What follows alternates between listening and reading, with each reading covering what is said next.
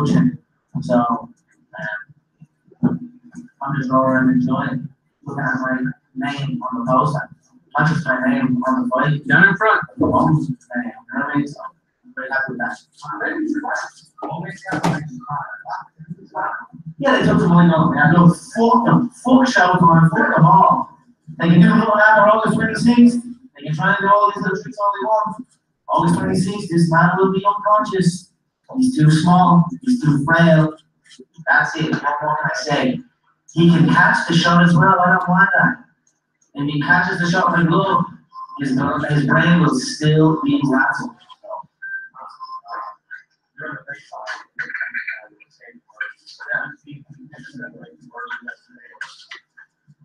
It's just noise. The whole man I don't know which is which, seeing in the camera, I got the whole man was like saying some stuff. Whatever, I don't know. Say what? I said the old man was it.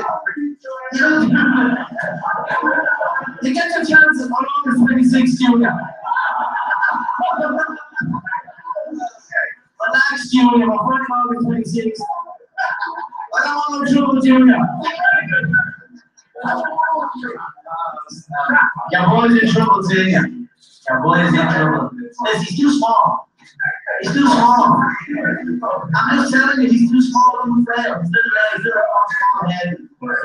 I'm just telling you the truth. He's too small, Senior. You've made a big mistake. You've got greedy. And that's it. You've got greedy. He could have been 49-0, rolled off into the sunset.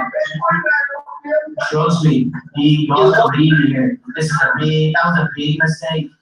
You misadvised him. You should have kept him retired. It's your fault.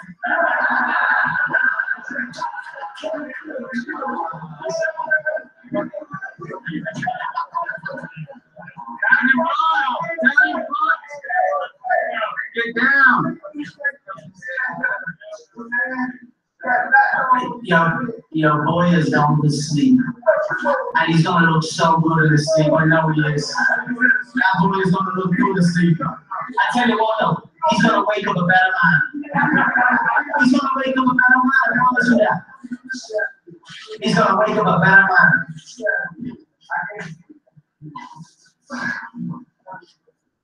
No, never. No, never. I haven't even been to.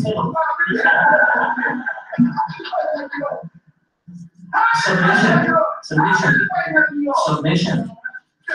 Something you know nothing about. You don't know nothing about this game. I count shin balls off opponents' heads. That's the game I come from.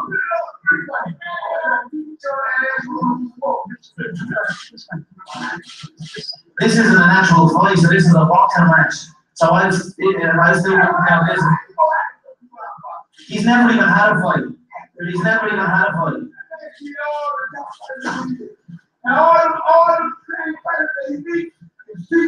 beat a lot of bums. He's beat a lot of hard fighters.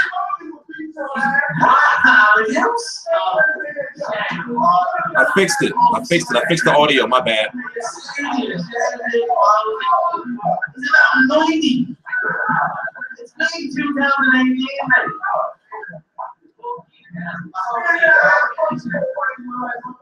Y'all should have told me the audio was fucked up from the beginning.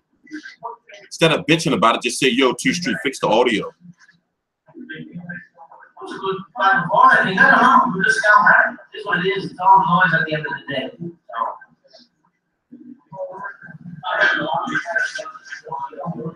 Yeah.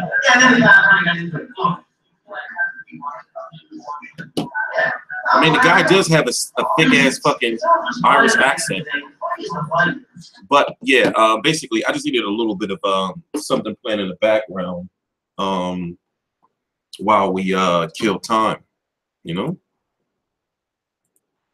how many videos did I put out today? Like 19, something like that. And I still got like a lot more videos to put out within the next like 6 hours or so. So what's up? Who won?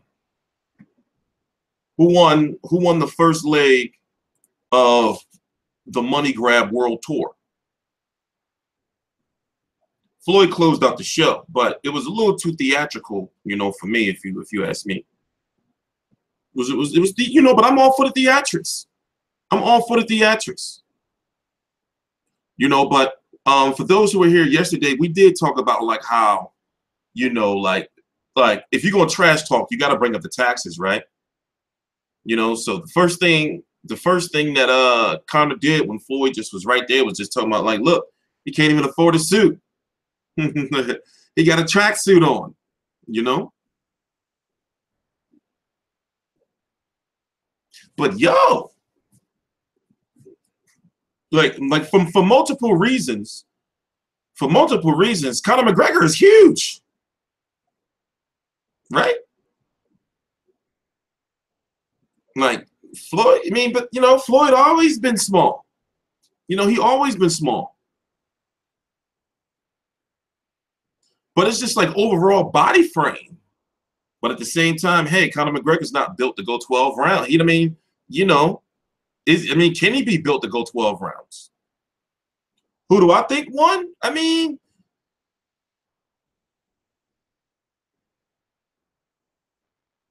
like see with the tax thing looming over the whole shit, you know, it's like, you know, Conor didn't have to say much, and they cut his mic. Come on, you know, put it like you have boxing versus UFC, right? Now at press conferences, you know, when one person's speaking, they'll cut like everybody else's mic. But come on, they cut his mic. Come on, that's that A side Mayweather shit, man. Gotta cut that mic. You know, you think they, you know, it's hard for me to believe that they didn't think he was going to try to, like when Floyd was talking, that he wasn't going to try to be roasting Floyd like while Floyd was running his mouth. So they cut his mic. And, you know, Floyd had to keep walking away, gather his words, come back. Walk away, gather his words, come back. And then if he ever forgot what he was going to say or some shit, probably, oh shit, hard work, dedication. Easy work, you know? You know?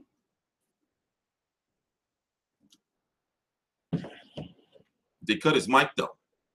They cut the shit out of his mic. But still, hey, listen. This is a Showtime event. And this is Floyd Mayweather A-side. So, you know, one thing we pointed out is that, like, yo, they're selling out press conferences, yo. You see how many people was at that fucking press conference? At a press conference. You have two worlds colliding, UFC and boxing. You know? You have worlds colliding. A world kaleidoscoping, coping you. Floyd couldn't wait to pull out that check. Floyd couldn't wait to pull out that check, right? It's like, motherfucker, give it to the IRS, bro. Give him a bread. You think they probably wasn't looking like, motherfucker, for fucking money? You think they wasn't looking? Like, give us our money, man. You know, we ain't fucking around with you, man. You're on your payment plan. He couldn't wait to pull out that check. How long you been holding on to that check, Floyd? Where that check been at? Don't know. But yeah, you can't tell me you're not hyped for the fight now. You are a little more hyped than you was last week. Don't you be a liar. You hyped for the fight now. You want to watch that shit. Conor McGregor got you hyped. Here, let's go listen to a little bit of the press conference when he was talking that shit.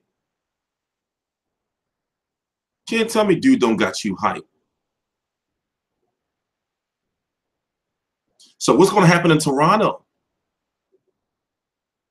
Yeah, TMT got major power. They will cut your fucking mic off. You know, like, you know, I would do some shit like that. I'd be like, yo, you know, like, hey, microphone dude, like if he try to start interrupting Floyd, cut his mic. Oh, that's your ass. You're going to get shit canned. You're going to get the sack. If somebody fucked that job up, you know, you get in the sack.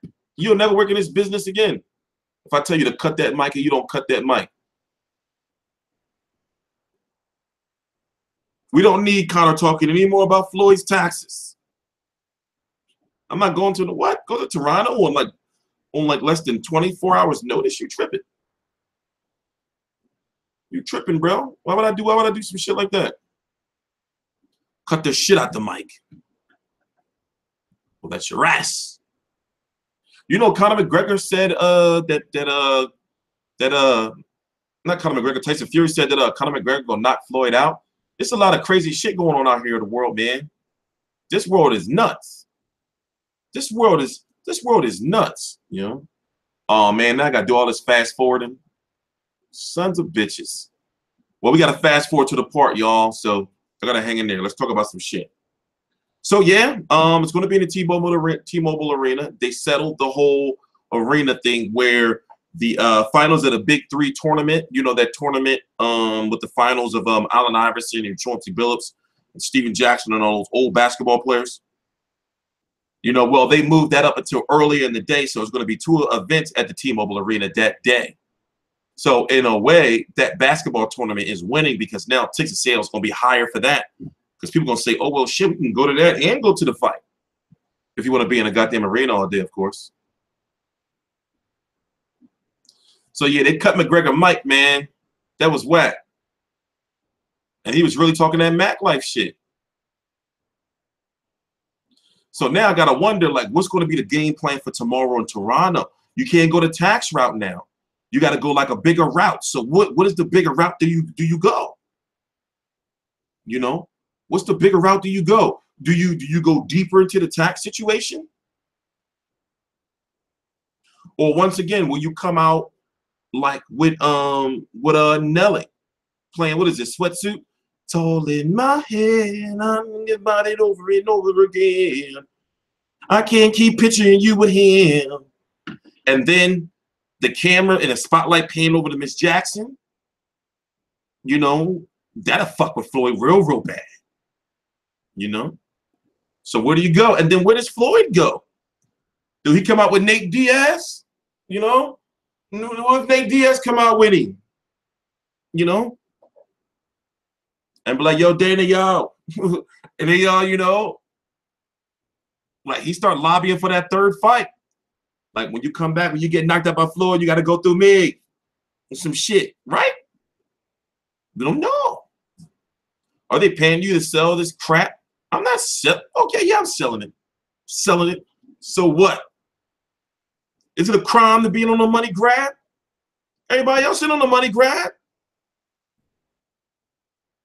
You got, I'm on the money grab. I'm on the gravy train, baby.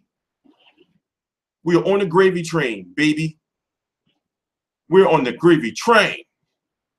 We're on the gravy train. They starting. We want to hear the Conor McGregor part first. Oh shit.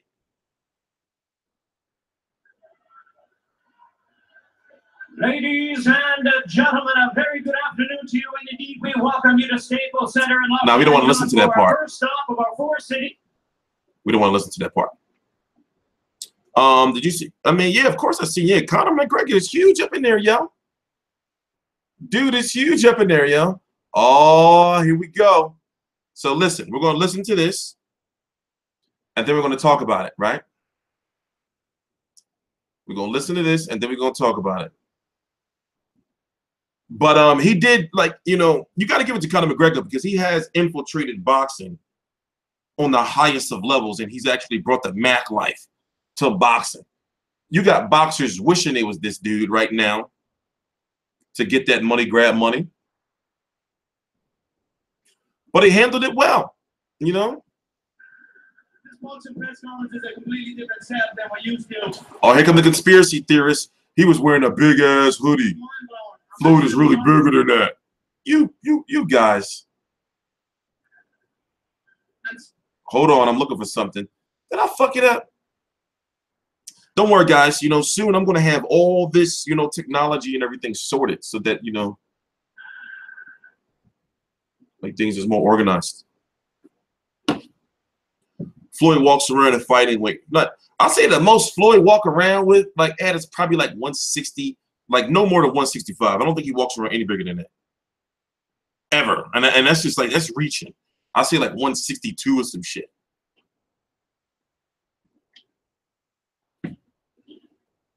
You know, and that's reaching. Yeah, I'm fucking shit up, y'all. Oh, here we go. I always said, I will eventually rise up and be in association with. If you zoom in right there over my left shoulder, you can see on the poster, McGregor Sports and Entertainment. I rose up and I became in association with. What can I say? I'm a young, confident, happy man that has worked extremely hard. Killing who credibility? Very, very hard. You know how many people told me shit like that over the like fucking 7 years I'm just now? up here embracing everything. Nobody's gonna do nothing. That shit's old now, bro. Nobody can do nothing up here to me. I can do what the fuck I want up here. So I'm just enjoying myself, having a good time. And that's it. As far as the fight, he will be unconscious inside 4 rounds. The movement, the power, the ferociousness. He's not experienced this. He's fought people who have shied away from him. I don't fear him. I don't fear this limited set of fighting. This is a limited set of rules that makes this half a fight, a quarter of a fight. This isn't a true fight. If this was a true fight, it wouldn't even take 1 round. You talking that shit, right? You talking that sass. How's this suit look? It said Caracas. And August McGregor line, I've got my own line of suits coming out. If you zoom in on the pinstripe, it says fuck you. Now look, I'm just blessed. This press conference is a little different for me. They try and catch me off guard all over the place. Just try, didn't even know I had to like, give a speech. But I'm just enjoying it. All these rules, all these restrictions. It doesn't faze me, it amuses me. The gloves, they have to be 10 ounce, 154 pounds. He's never fought at 154. He's fought at 154 maybe once. He wants the gloves up. No problem. Give him the gloves up. I'll wear 10 ounces. No Mexican-made gloves. 3 times. Okay, no problem. No gloves made out of horsehair. All right, no problem. I don't give a fuck. We're only wearing gloves in our game about 5 years. So I don't give a shit about gloves or any of that. I'm just enjoying it. It's funny to me, all these rules, and all I need is a gun shield, line me up to the ring, and I'm good to go. So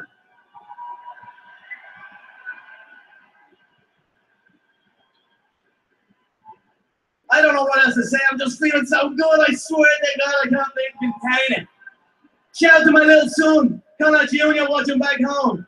I'm a daddy now. He is the perfect motivation for me to go and once again conquer the supposed unconquerable. My little boy, to provide for him and to set him up for life. I mean, what more motivation could you need? I just look at him and like pushes me on to keep going and keep doing these record-breaking events. I mean, no one's done this shit before. You gotta give me that. No one's done this. No MMA guys crossed over like this. There's been a few times in history where people have crossed over. Muhammad Ali fought Antonio Inoki in Japan many years ago under MMA rules. He thought at the time that was a wrestling contest, so that wasn't like this. Then James Toney, who had a very big problem with the sport and a big problem with the UFC, very similar to the way Floyd has, but he crossed over into our world. Floyd has a problem, but doesn't want to come over and deal with it. He wants me to come over his side. That's no problem. I'll do that. That's Yo, why do y'all keep having this fucking? Matter of fact, you're banned. I don't even want to like deal with people like you. Let's have fun. Thank you so much, everybody. I appreciate it. Like, you know what I don't like? I don't like when people like keep saying shit to try to get my attention in the chat, and it's like, yo, you watching my video, bro? You can just leave. I mean, we're gonna wait. We're not gonna listen to Floyd's part yet. I'm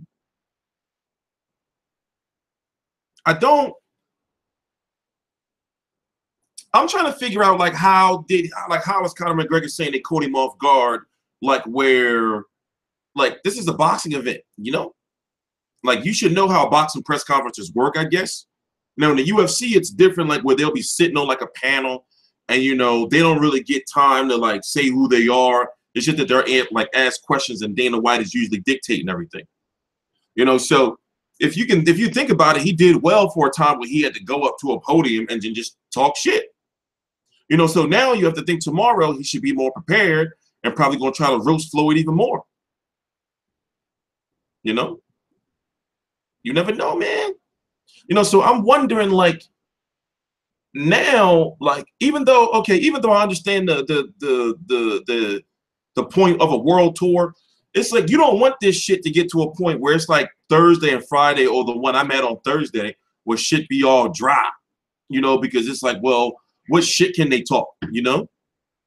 And remember, they're selling out arenas for these. These arenas have thousands of people in them, so it just can't be a press conference where, like, you know, I respect you as a fighter, and, you know, may the best man win, you know, on August the 26th, and, you know, and they can't be shaking hands and all that shit. We already know, you know. So, you know, these are corporate, you know, billion-dollar, you know, machines behind these fighters, both of them, from the UFC and from boxing.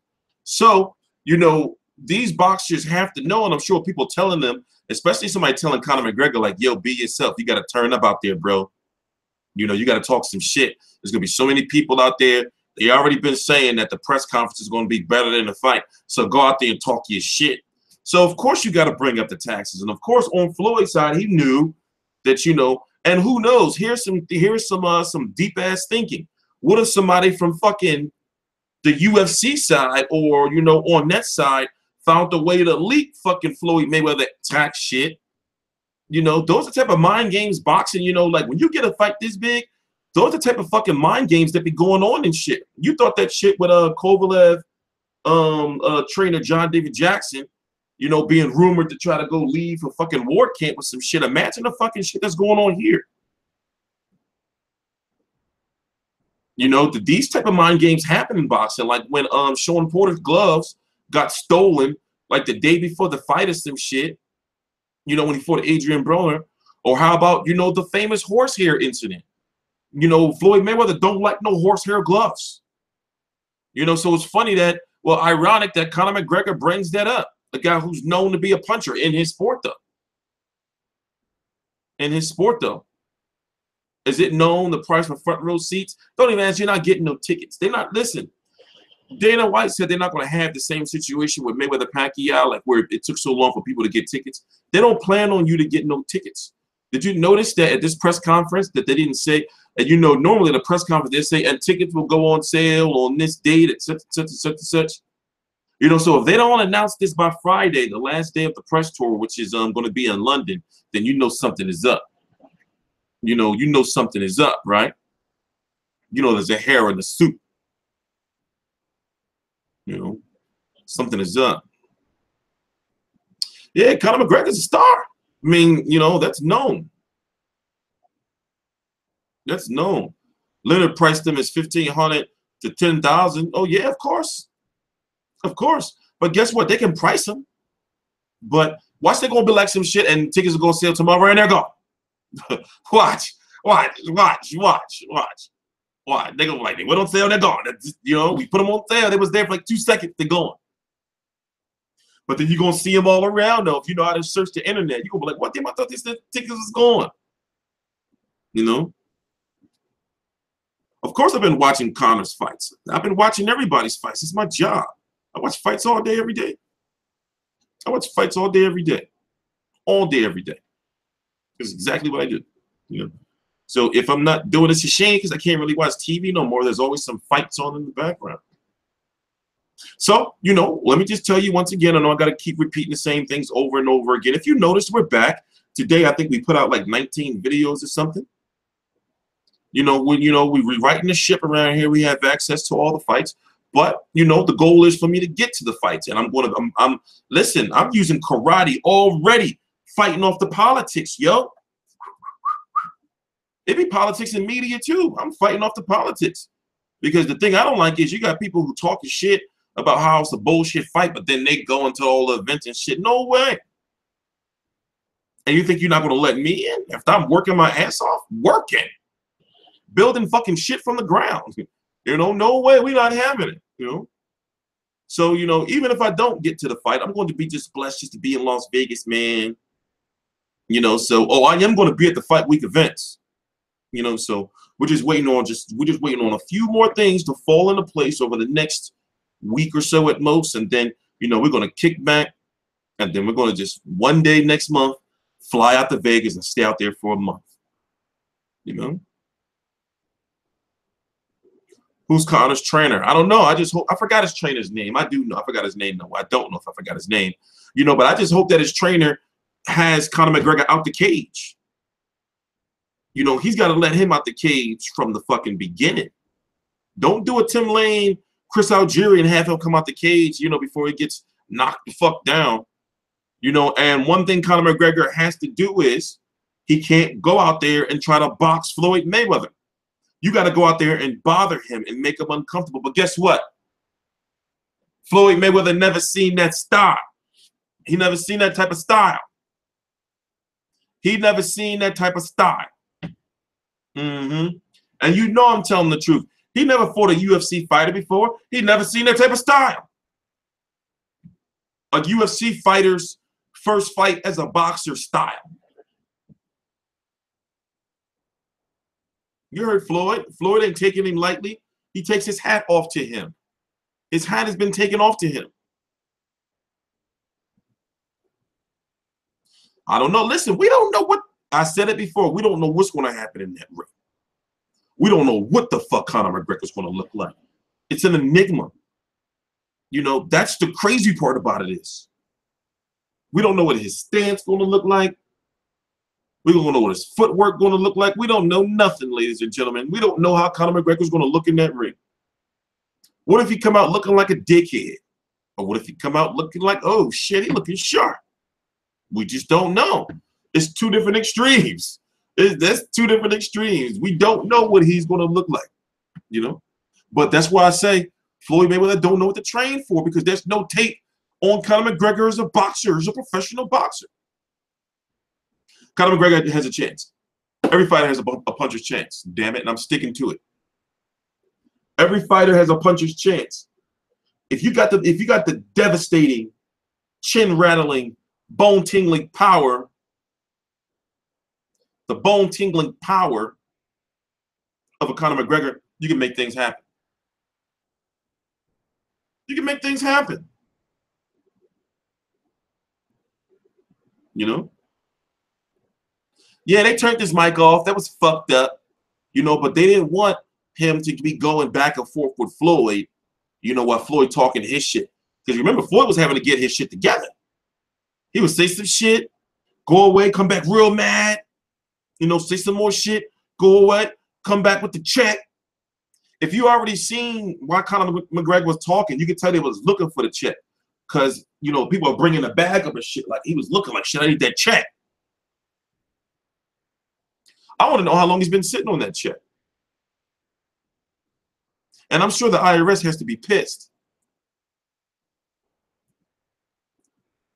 They're like, we better get our money. We're going to get you, bro. You don't want fucking Freddy Krueger in your fucking nightmares. You don't want to worry about going to the fucking Wawa or the store or whatever late at night and fucking Michael Myers out there. And you don't want fucking Pennywise the Clown harassing you. And you don't want the IRS taking your stuff. The IRS will take all of your stuff. They will take your stuff. They will listen, they will suspend your bank account. Well, so my beard itching. They will suspend your bank account. They'll take all your stuff. They'll take your strip club.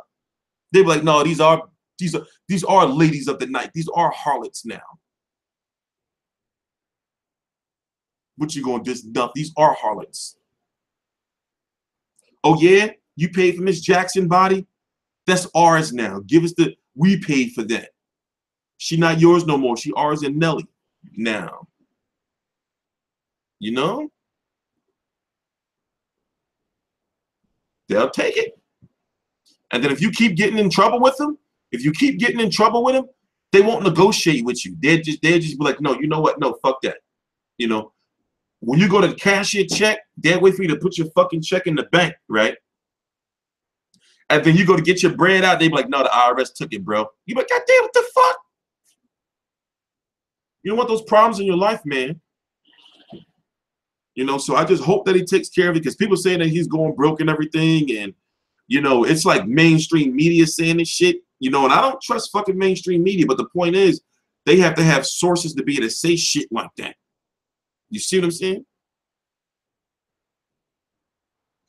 So, well, no, man. Oh no. I don't know. You know, but it looks bad because it's like people downplaying the part of like, yo, why are you not paying your taxes when you have the money? Like, people downplaying that part. Why are people not understanding? It's like, yo, you shouldn't fuck with your taxes like that. Like, that's not something you fuck with. You know, that's not something you fuck with, man. But either way, you know, he'd be a goddamn idiot, you know, to not take care of it this time, as far as, you know, pay them the money you owe them after this fight, and then also give them the money for what you're gonna make from the Conor McGregor, so they don't wait, you know, like a couple of years. You know, so they don't wait like a couple of years. Where's my moderators? Let me make some moderators real quick. Let me make some moderators real quick. Because I don't know what the fuck is going on with y'all. Some moderators.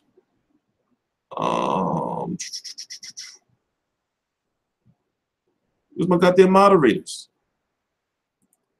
I don't know what the fuck is going on around here. Motherfuckers just coming in here talking shit. You know, so what we do around here is we put you on 300-second timeouts. You know, so don't come in here with no sodomite shit, you know, because they really be on some freak shit here, especially late at night. You know, and don't come in here just trying to aggressively get my attention by keep saying something and saying something and saying something and saying something. So let's get back to boxing. You know, yo, I gotta get my fucking goatee taken care of. It's like growing and twisting and shit, man. It's making my fucking face itch. You know? Maybe I should get some fucking grease and like grease it down.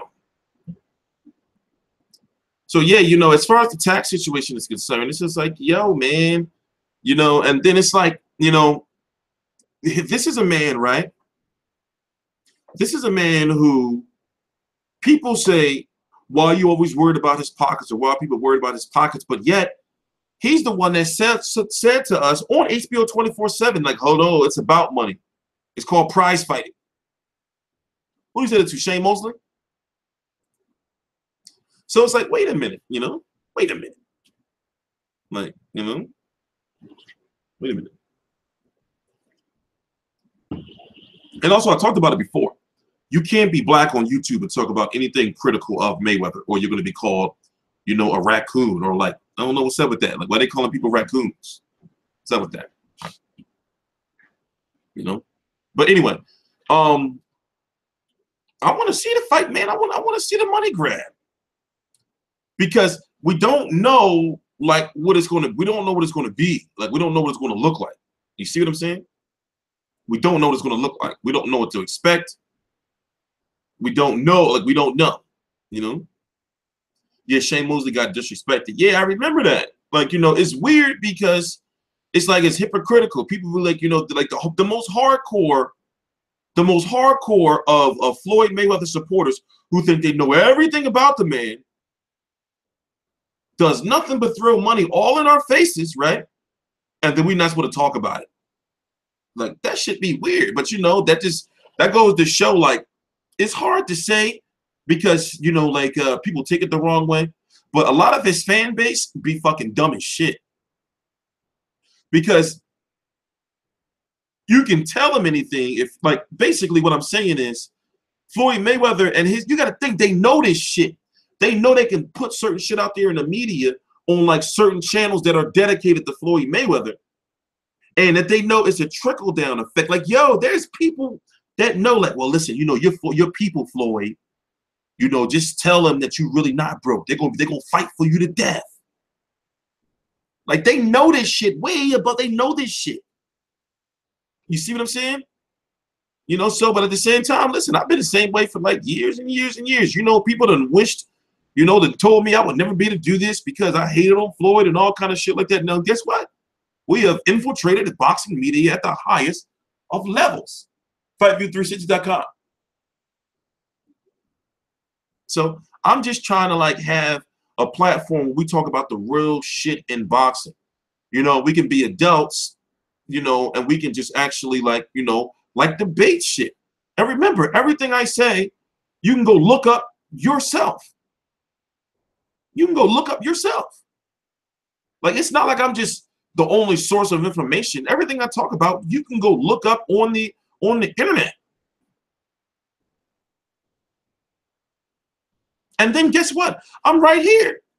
So it's not like, you know, you can't just be like, oh, TstreeT, where did you get this from or anything? This shit is out there. You know?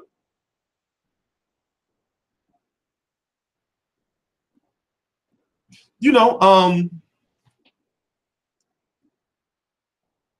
there's a lot of like mixed emotions about this fight where people say that it's bad for the sport and then some people say it's good for the sport. I say this, right? It's bad for Floyd Mayweather. Not financially, but legacy-wise. It's good for the sport because you have a whole different fan of you have a whole different fan base watching the sport. So guys like Gervonta Davis, UFC fans, you don't know how many UFC fans a guy like Gervonta Davis can turn into a boxing fan. Like, oh, I like that guy. So even though I don't know shit about boxing because I'm a fucking boxing casual and I'm a hardcore UFC fan, this Gervonta Davis guy is cool. So I'll watch his fights when they come on. You see what I'm saying?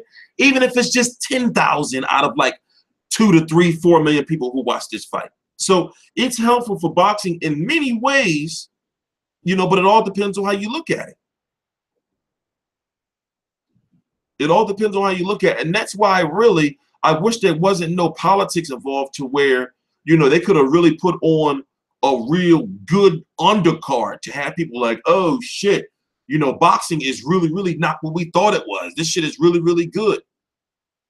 You see what I'm saying? Because that would have made hardcore fans. Like, for example, what if instead of having like the co-feature guy make like 500,000, you know, or like $1 million at most? What if whoever's leading the co-feature, you have somebody in the co-feature making like, you know, you have a budget on the co-feature to make like a Thurman Garcia 2 or some shit like that. You see what I'm saying? Not saying that actual fight, but something along that level, to the point where UFC fans, the people who are supporting Mayweather versus McGregor because of Conor McGregor, you know, imagine if they had an undercard that was so lit that it made UFC fans like become fans of the boxers who were on the cards. Like if you had like Abner Maris versus Leo Santa Cruz 2 on that card. You see what I'm saying?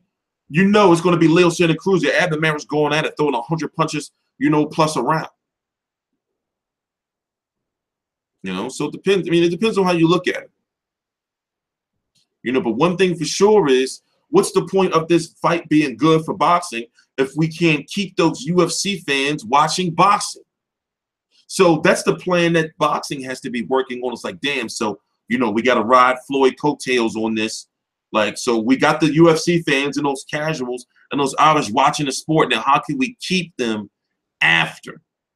So that's why it's important in a way for Floyd to talk his shit, but also embrace the Irish fans and the UFC fans.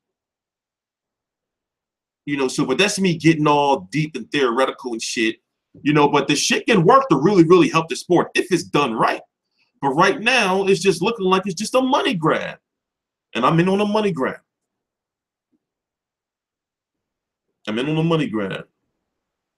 You know? Yeah, that's most likely why they cut Conor McGregor mic off, because they didn't want them interrupting each other. They didn't want them interrupting each other and shit. Or more so, Conor McGregor just called, you know, just interrupting Floyd. Like, Floyd can't really respond under that type of pressure. You know, like when somebody just coming at him all like that without probably trying to sock you, you know, or stuttering and all kind of shit like that, or trying to choke you. You know? You know, so that's why you see Floyd had to keep walking away, coming back, you know, walking away, coming back. And then whenever shit wasn't going well, he probably forgot his lines, he'd say, and all work is what? Easy work, you know, and then it'd be like the save line. You know, I'd be like, shit, I forgot what my line was when I came back to the podium. Hard work, dedication, hard work, you know, dedication, you know. So now we got three more spots left. Tomorrow's Toronto. What they going to bring in Toronto? You know, what's the Toronto shit going to look like? Right? So what we're going to do is we're going to go listen to in a couple of minutes we're going to go listen to Conor roast Floyd Sr. Oh, okay, put it this way. It wasn't that bad. It wasn't that bad. You know, but still, you know, you can tell he was you know, trying to hold off because he's an old man and shit, you know, but it wasn't that bad. It wasn't that bad. So now what's tomorrow gonna hold? Because they gotta do Toronto, you know, and then Thursday I'm gonna be in New York, you know. Thursday I'm gonna be in New York, then Friday, London. Friday's the closeout, you know, and then New York, you know it's gonna be a bunch of Irish up in there. It's gonna be crazy McGregor support. You know?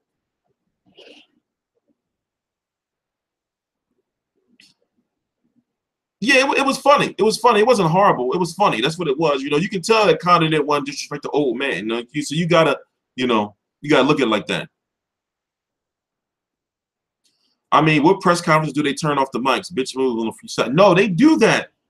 Like what it is like to avoid feedback and like little small chatter between. Like you ever see a press conference and then you'll have like a manager lean over and shit. So what they'll do is they'll have like the person who's speaking or at the podium mic on and everybody else off. But in this case, it do look like, you know, it seems like, you know, they cut Conor mic off intentionally to keep him from going back and forth with Floyd. You know, that's what it looks like to me. I still got a long night. I've been feeling good though, man. I was having a rough few days. Like I went like 28 hours without no sleep from like Friday until like Sunday morning, some shit. Like that was crazy. You know, so I'm gonna approach 24-hour sleep today, you know, probably, you know, but we're gonna do this right. We're gonna do this right. We're gonna do this right. I still got a bunch of videos to put out. You know, so we're gonna do this right. Did Floyd have a mic when Conor was talking? I don't know. Good question. I could just look at it. I could just look at it. But, you know, now we got to see. I mean, I just don't want this shit to get dry because, like, what can, like, what else can happen? Or is it going to be an escalating thing, like where Conor, like, you know, has some type of plan to get further and further under Floyd's skin? You think that's what's going to happen? That he's going to try to get further and further under Floyd's skin? I'm telling you, listen, I will pull out. I mean, how much do you pay Miss Jackson for a public appearance? And, you know, they say Nelly probably needs the bread too. So how much can you pay them for a public appearance? You know, to come out with a, you know, I am number one. He's not a number one. And two, nobody remembers. You know, what does it take to be number one? Remember that shit from Nelly all those years back? You know, what if you come out to Country Grammar? They put the Band-Aid back on, right? And then Miss fucking Jackson come out shaking her ass and shit, you know? And the Mac Life come out. See, I got a vivid imagination. You know, like it was me controlling that shit. I have that shit escalated. So by the time they got to London, you know, Floyd would be pissed. Like he'd be ready to throw hands right there. You know? I have that shit escalate. You know, I'll have that shit escalate, yo. I'll bring Castillo.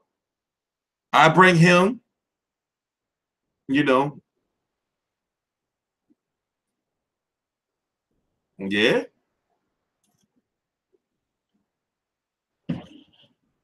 Why people messaging me in Spanish? I can't have time to decipher that. Play the video. Oh yeah, play the video. My bad. I'm tripping, right? And also my tea's getting cold. Tea cold as shit. Cold ass fucking tea.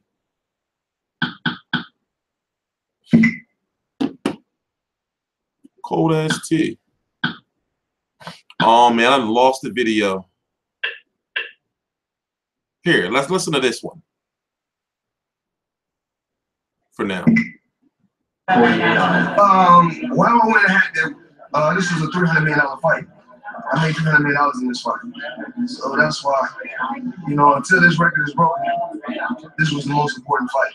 I think it was interesting. I think. Okay, so he just addressed why he wore the 48 hat. You know, it's because that's the money that he made, the fight that he made Pacquiao money off of, the $300 million fight. You know, which is kind of interesting. That's probably why. Did you notice like the media has been talking about how, you know, he made $220 or $230 million for that year? For that year, that was, I guess, including the Berto fight, unless they're just including the fiscal year, whatever the case may be. $230 million. So you have to think, obviously, Al Heyman had to take his fees and other people had to take his fees. So out of that money probably was that 230 that they were talking about, right? Less than 70 million or whatever he made from the Pacquiao fight. You know, right? So, you know, that's kind of interesting right there. But anyway, let me finish playing this and let me go do some other shit. Let me drink this first. You know, I keep wasting tea. I'll be back. McGregor was entertaining. I thought I was entertaining. And I think we gave the fans what they wanted to see. That's what the fans been waiting for. You think you got the better of him? It only counts August 26th. It doesn't count right now. This is part of the game too, right? No. It's about entertainment. We had fun. I'm pretty sure. At least I had fun. The fans was entertained. It was good. Remember this. I said this before. I choose a fortune over fame. You know, you have a person with 20 million followers, but may not have 20 million in their bank account. So I choose fortune over fame. Could you explain everything that's happened with the taxes over the last couple of days? Can you give us your side of the story? Oh, yeah. When I was on stage tonight, if you guys didn't see, from my Pacquiao fight, never even cashed a check still. I have 100 million that I never even cashed before. I have a tax attorney that takes care of everything, and everything is okay. I still got my private jets. Let me put an S on that because I got 3 of them. Still got my private jets. I still have all my beautiful homes. Still have all my properties everywhere, and still making millions every month. So you didn't take this fight because you needed the money. Actually, I didn't want this. The fans demanded this fight. You know, at one particular time. Of course, with this fight, of course, I do want to make a ton of money. Who wouldn't want to make money? If I told you guys that I don't want to make a ton of money from this, then that would be some bullshit. Of course, I want to make a ton of money. If I have a chance to go out and make 9 figures, absolutely. In 30 minutes, yes. Conor McGregor is going to make a ton of money, and this is going to be his biggest money fight. You know, you can put all his fights together. All his fights together, he's going to make more money in this fight than he made throughout his whole career. Whereas with me, I'm not going to make 800 million like I made throughout my career, but I'm pretty sure I'm going to make, you know, a pretty penny. It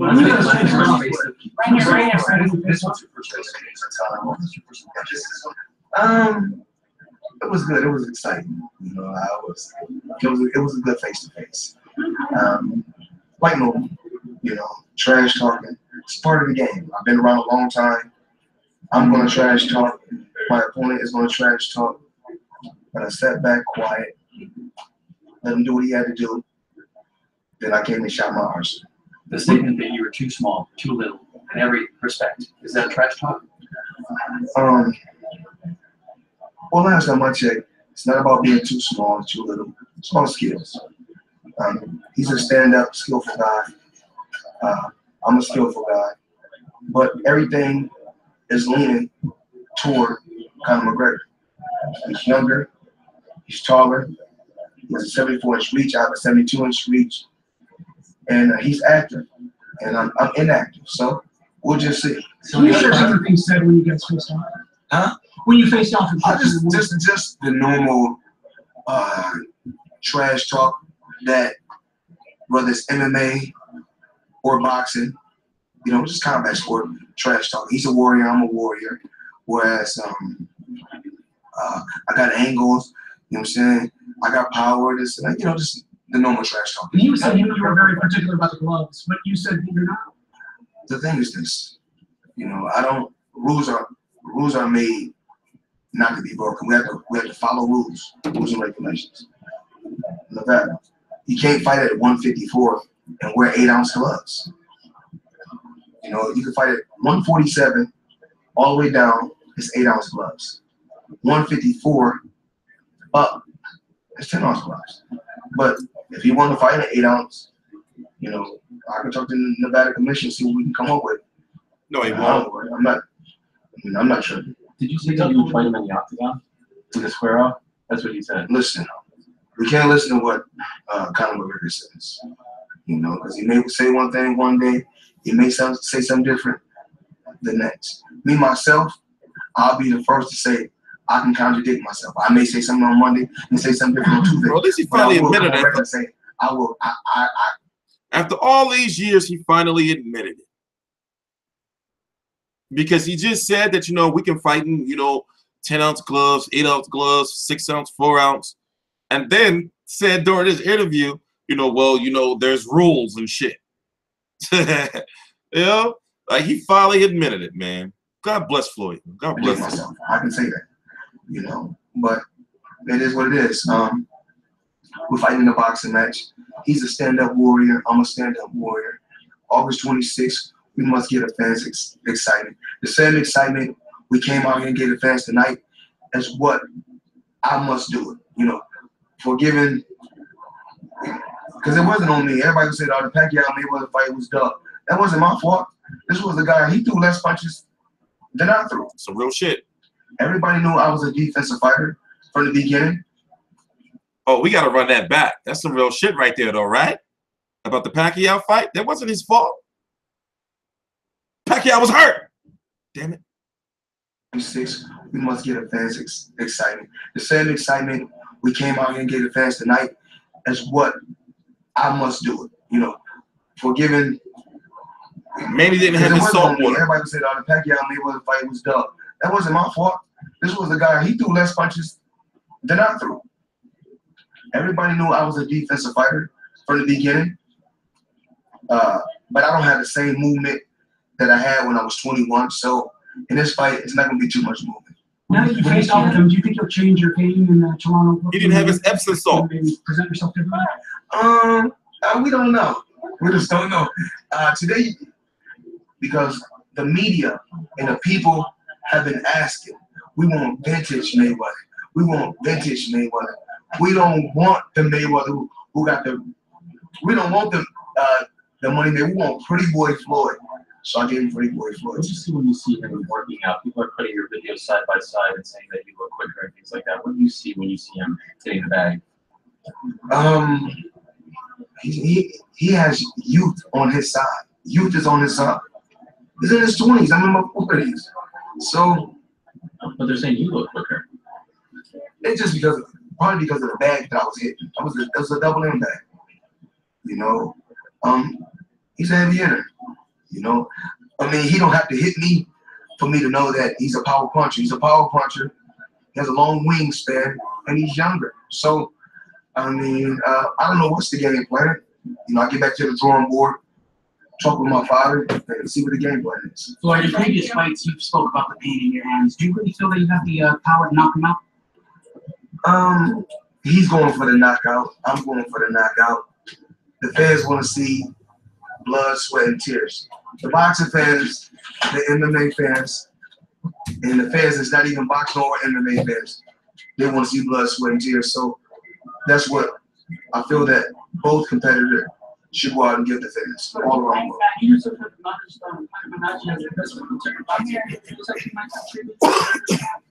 Come back. I think that he's boxing a legitimate guy, a 2-time world champion, a guy that can box. I think it's good for him. Because it's not so much similar to the Damn it. Hold on. I'm fucking shit up. Hold on. We're going to talk for a little minute, and then we're going to listen to Then we're going to listen to the McGregor part. So listen, man. Yo, Thursday's going to be a big-ass day for me, yo. I'm going. So tomorrow is Toronto. Thursday is New York. And I've been going to New York quite a bit this year. I've been out there. You know, so with this one, I'm going to be in the mix.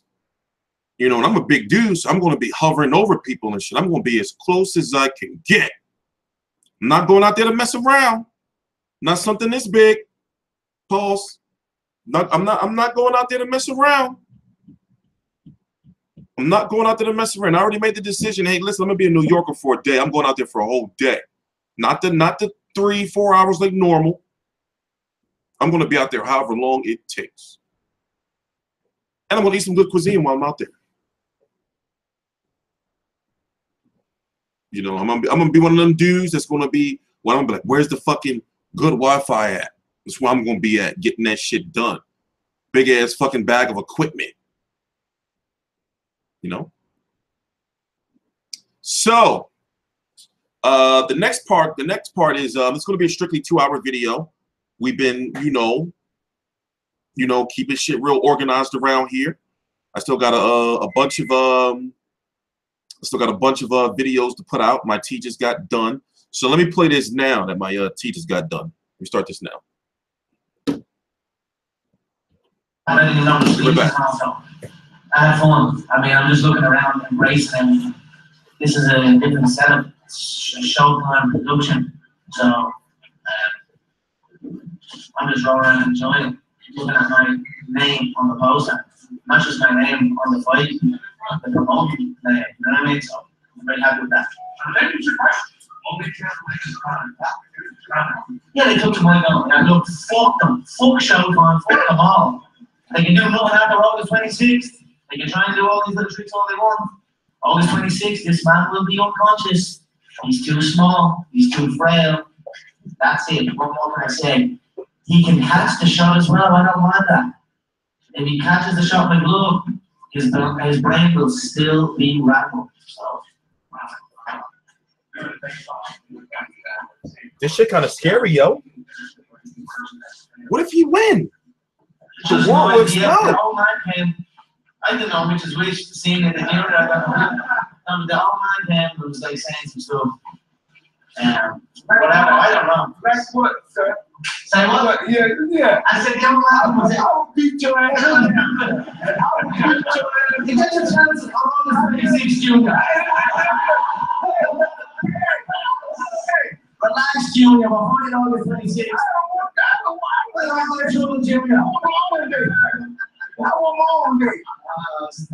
Your boy's in trouble, Junior. Your boy's in trouble. He's too small. He's too small. I'm just telling you, he's too small, too frail. Your ass is too frail. You gonna find it out too. I'm just telling you. Trust and believe that you gonna find it out. Small, Junior. He's not greedy. And that's it. He's got greedy. He got greedy. He could have been 49-0, rolled off into the sunset. 49-0. Trust me, he got greedy here. That was a big mistake. You misadvised him. You should have kept him retired. It's your fault. Your ass gonna get kicked. You gonna get kicked. Hey,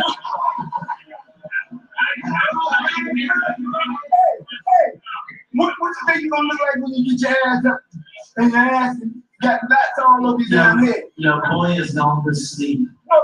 And he's gonna look so good in his sleep. No. That boy is gonna look good in sleep. I tell you what though, he's gonna wake up a better man. He's gonna wake up a better man. I promise you that. He's gonna wake up a better man. I guarantee you that. And your ass been knocked out before too. No. Don't tell no damn. No. I haven't even been to. How many fights have you lost? How many fights have you lost? Submission. All right. Submission. Something you know nothing about. You don't know nothing about this game. I know about it. I found Shimbo You love free fights. off opponent's heads. That's the game I come from. You love free fights. You're gonna beat your ass, you're gonna lose 4. Oh, snap. This isn't an actual fight, so this is a boxing match. So I still. Yeah, how you gonna have to fuck you out of boxing? He's never even had a fight. He's never even had a fight. That man beat all the top fighters in. Now all them same fighters that he beat can beat yours. He's beating out of bones. That's right. He don't have Johnny one. Morgan will beat your ass. With him? Oh, yeah. All them kind of guys will beat your ass. You're serious. You know it. It's late 2018. You know it. I ain't never had a fucking pro fight in your life, motherfucker. You get the fuck beat out of here. Woo! Oh man, how did they let this UFC motherfucker come in here and start wrecking shit like this? How are they letting this guy just coming in our sport talking this shit? This guy has just been allowed to come into our sport, being the biggest fight of our sport right now. It could be, they're saying it could be the biggest fight in our sport of all time. This is craziness. This is craziness, man. You know? But I'm down. I'm down. And this is just the first day. You know what? I gotta say, man, I want to see Conor McGregor get at Leonard Ellerbe. But I don't think he can. Because Leonard Ellerbe and then like Dana White, like kind of cool. I would love to see it. Salivating for it right now. I'm drooling. I'm drooling for that. Will this surpass Floyd Pac-Man and pay-per-view sales? See, here's the thing. Hardcore fans are turned off by it, but they're getting hyper and hyper for it, and they're lying to themselves they will buy the fight. It has all the Irish supporters. And it has UFC fans like, yo, Conor McGregor gonna beat the shit out of Floyd.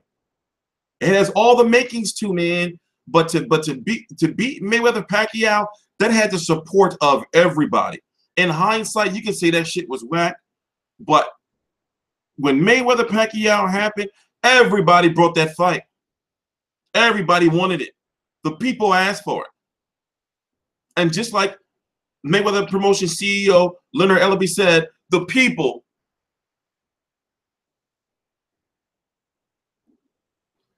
have asked for the fight. Or is it left hand on the heart and right hand up to God? Whatever. The people asked for it. He said everywhere he went, people were like, oh, wow, you really going to make this fight? You really going to make this shit? This fight? Wow. You know, but now it's the money grab is here. And I'm hyping shit. And people, you know, you can't tell me that you're not hyped now. You can't tell me that you're not hyped now, yo. You can't tell me once you saw Conor McGregor walk on that stage with that Mayweather Promotions and shit banner behind him. You can't tell me that when he walked out there, you wasn't hyped. Come on now. When you seen that crowd, you was like, oh shit. This shit is fucking for real. This shit is real. You can't tell me you wasn't hyped.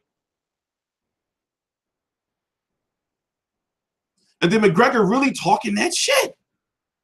Like, he really like, yo, I'm going to knock dude the fuck out in 4 rounds. Look at, he's too small. He got these skinny-ass legs. You know? This shit is crazy. And one thing for sure is, Floyd Mayweather never seen that type of style. Floyd Mayweather never seen that style. What is that style? We don't know. It's some old UFC shit, right? Some old UFC boxer shit, but it's not UFC mixed martial arts. It's you know, we don't know that style. We don't know that style. Floyd don't know that style either. There's no, this is the most elusive style. The most difficult to understand because there's no footage on it. And it probably change every day. Conor McGregor probably in the gym sparring. He probably show up a different fighter every day. They don't know. They don't know.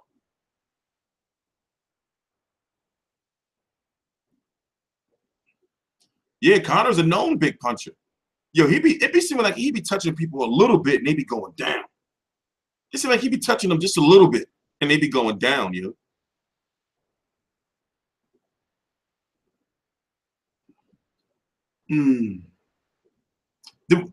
Wasn't we just talking about somebody like this whole Bantu Madinka? What, you African, bro? You African brother? Support you, man. Wherever you at. Yeah, Conor's known for a left hand, though. You know, and I said this earlier. Imagine, right? Conor McGregor is going to go back to the UFC a better striker now. He's going to go back to the UFC sharp as shit with his hands, with all this boxing experiences he's getting and this flash boxing, you know, shit he's getting. He's going to go back to the UFC knocking motherfuckers out. You think he's sharp now? In the UFC, wait till he go back with all this boxing skill and shit he got. Shit gonna be real over there. It's a win-win situation for him. He can get knocked the fuck out, right, over here, and then go over there, you know, and still be like, people are gonna be like, and he's back. Conor McGregor is coming back to the UFC. Knocking motherfuckers out. Yeah, Mayweather's chin is known. Mayweather's chin is legit. Mayweather's chin is legit. And when he get hit, he recover well. Like when Shane Mosley cracked him, he was holding on for dear life. Like, you know, he clenched Shane Mosley's whole arm and he just tucked his head, right? And just was like, you know. Then when Marcus McDonough cracked him, you know, fucked up the money to him, knocked out the money tooth. Remember the second McDonough fight when he hit him so hard, Floyd did the whole like stepping back and the money tooth went flying all in the crowd and shit.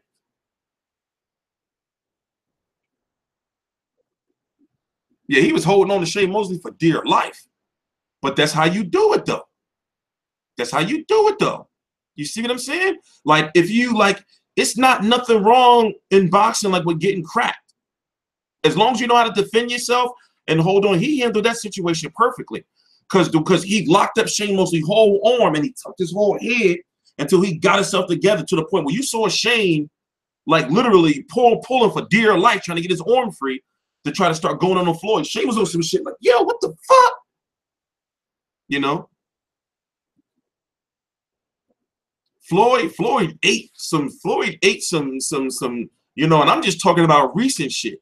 You know, and remember, I've seen all Floyd fights, you know, multiple times. All the shit that's on the internet, you know, not just on the internet, I've seen multiple times, probably 3-4 times each. You know, so he's been cracked many times and handled that shit well. Even the Zab Judah, when the glove went, that shit just was like, it's just like put it this way, it did touch, but yo, that shit just was like a feather could fit in between how close that shit touched. You see what I'm saying? So, you know, one thing about a boxer is like usually like the chin don't really go. You know, yeah, Zab cracked the shit out of him. Punched him right in his fucking face. Punched him right in his fucking face. You know?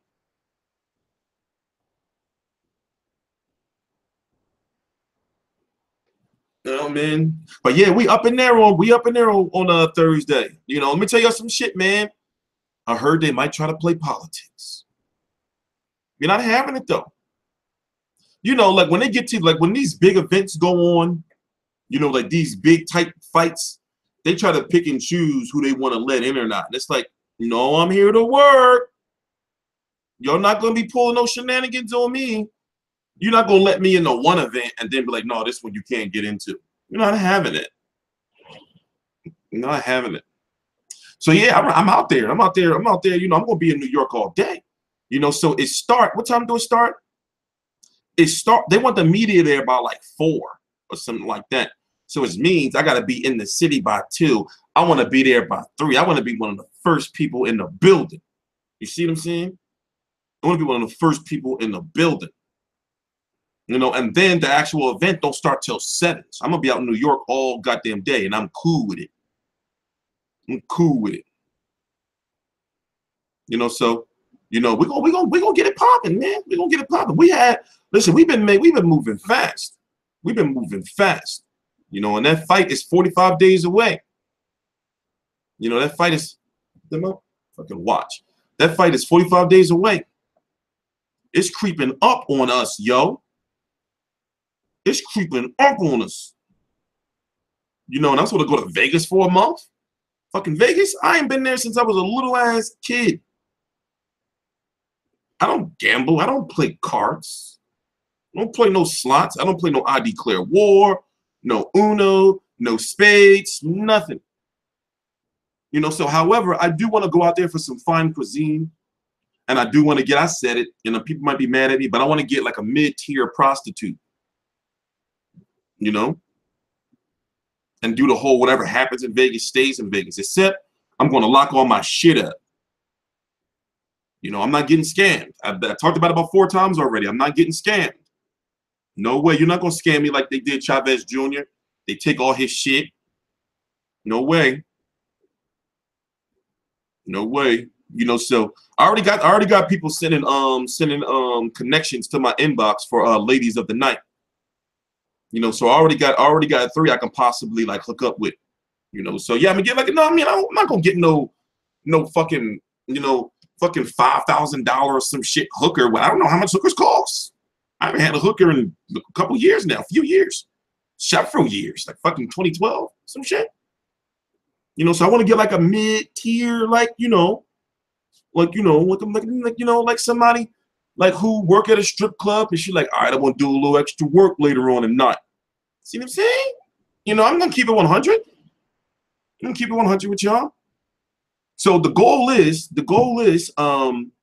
we are doing the whole full coverage thing. So, good friend of mine was at the press conference today in LA. I got some of that stuff up now. I'm going to upload the rest later on.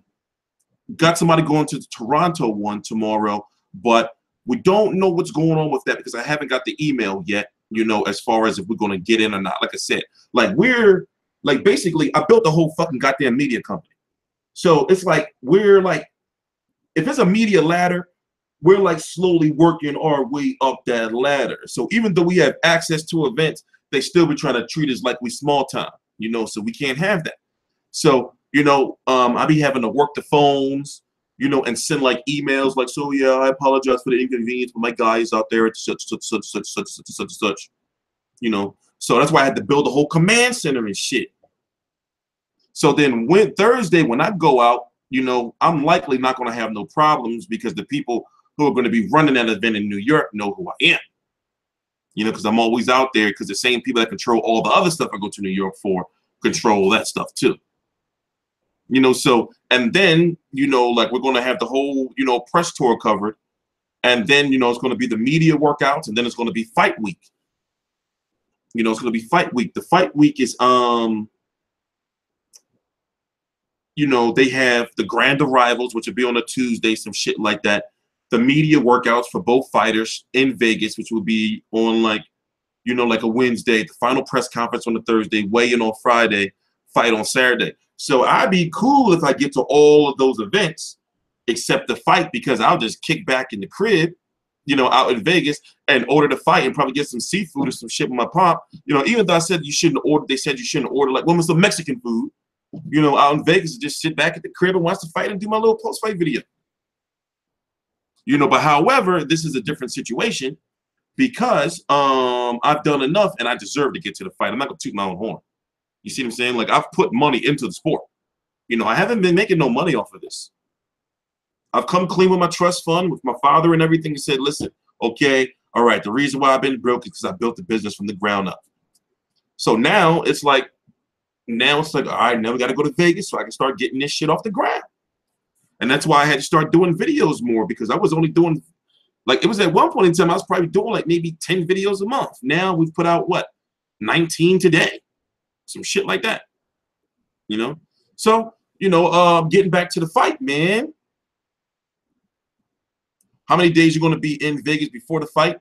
I want to be out there. I want to be out there. I'm probably going to get out there. I know I'm going to stay for exactly 30 days, you know, so however that measure out.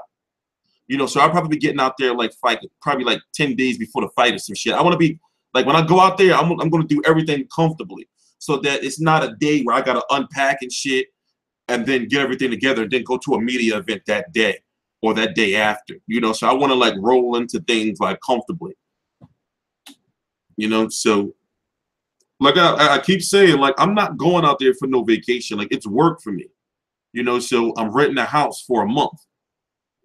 I'm gonna rent a house for a month, and the same lifestyle I'm living here is the same lifestyle I'm living out there. I'm not gonna be going out all day and every day. But it's hot as shit up there, man. It's hot as shit out there. No way. No way, Jose. So, you know, I'm gonna go to a few nice restaurants with my pop. You know, we're gonna go to the Grand Canyon. We're gonna go to the Hoover Dam. We're renting a nice ass fucking vehicle. And we're gonna take like some road trips and shit. You know, like once, twice a week. And then it's just 2 fight weeks. So I said, I can't just go out there for Mayweather McGregor and then not go out there for Canelo versus Golovkin. So that's the reason why I'm staying out there a month.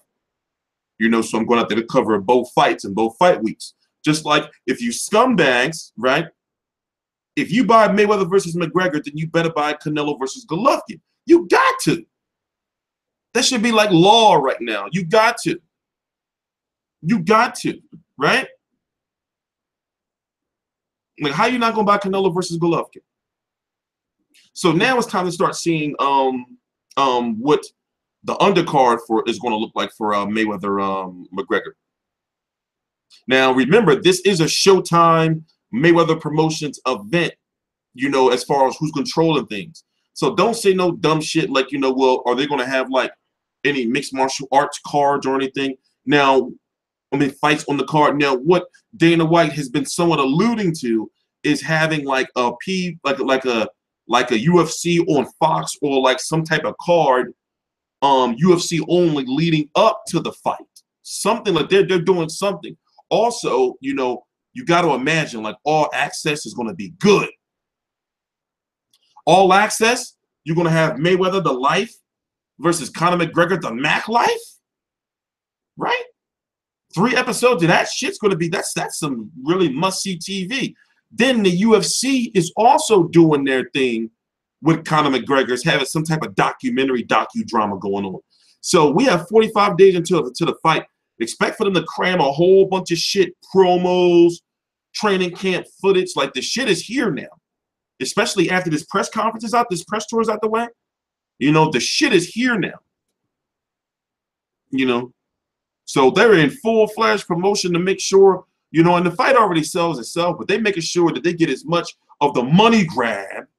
That's what it's the money. It's the money grab, right?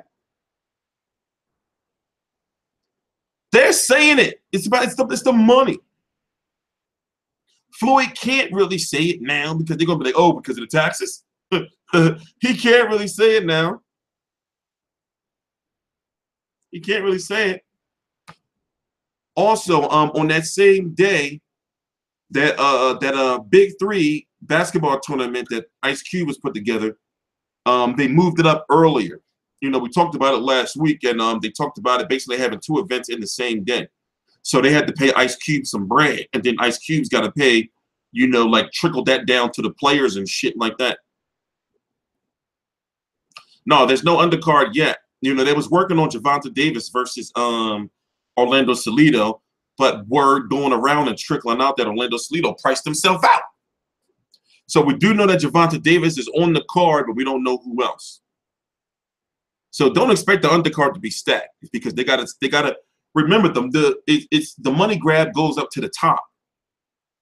You know, that's where the money grab goes. You know, so don't be surprised if it's only like a fucking $1 million budget or some shit, maybe less. You know, like a $750,000 budget for the undercard or some shit like that. Don't be surprised. Yeah, the undercard is likely going to be full of like, you know, mid-level, you know, fighters and shit. You know.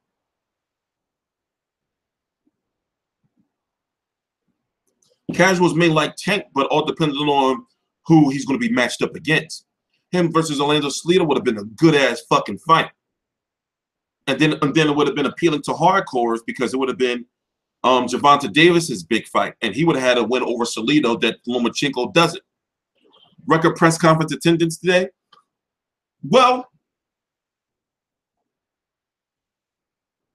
Mayweather Pacquiao shit was big. You know, so and they had like a red carpet and all that shit. So it's hard to say. It's hard to say. It's really hard to say. You know, but let's be honest, that was pro McGregor.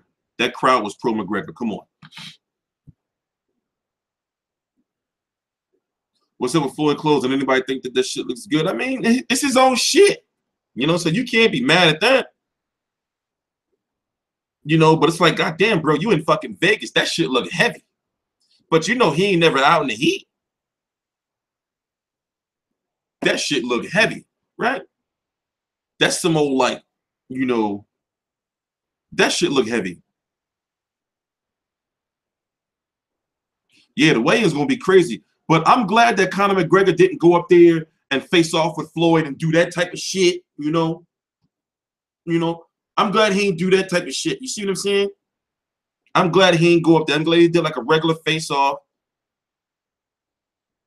You know? I'm glad he didn't do that shit. Or try to do like a roundhouse. But then it's never too late. He probably gonna do it. We still got 4 more press conferences to go. Remember, fight week 2. Does it beat Maypac numbers? I don't think so, man. Maypac had the support of everybody. Casuals and hardcores. You know? Yeah, that gear was fucked up.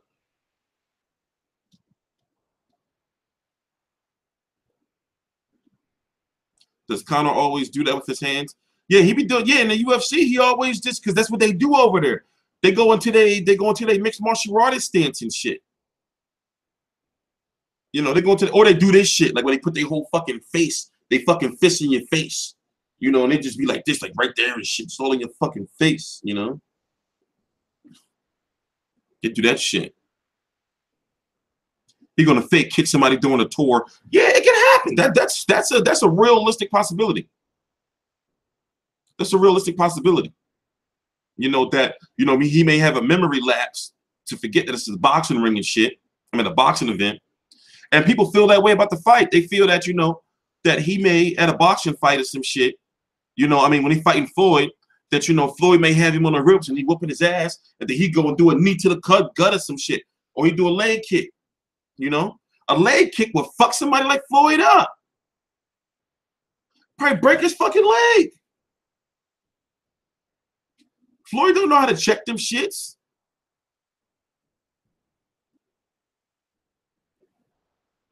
You know? Oh yeah, we gotta play Floyd Sr. and Conor now. And then nope, we're not playing it yet, not until I run out of tea. So we started at 11 a.m. It's now 12:22. This is exactly a 2-hour video. And as I said before, for the people who haven't been around, you know, we're doing shit real organized around here these days.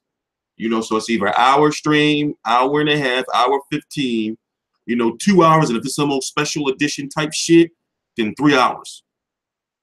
You know, so this is a 2-hour one because we got to do these every day for the rest of the week. So we're going to be here tomorrow after the press conference, you know, fucking Thursday. You know, I'm going to stream everything live. So stay tuned on Thursday.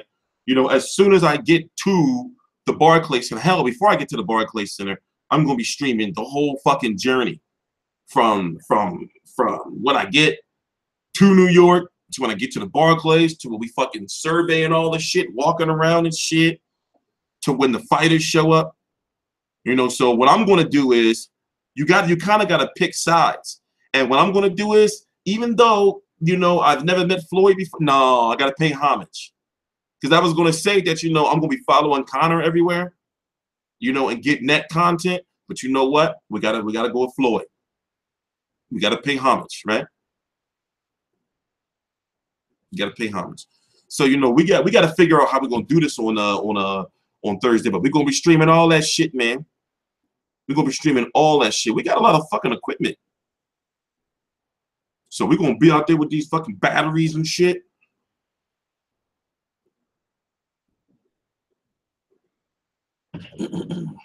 You know. So yeah, let me do this, and let me go see if I have any snacks upstairs. Right. Let's see if I have any snacks. Rewind. Hold on. Here we go. Here we go, guys. Hold on.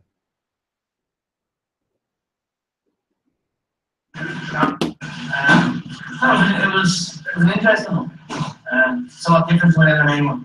It didn't really tell me what was going to happen. I didn't know the speeches and all that. I had fun. I mean, I'm just looking around, embracing it. This is a different setup. It's a showtime production. So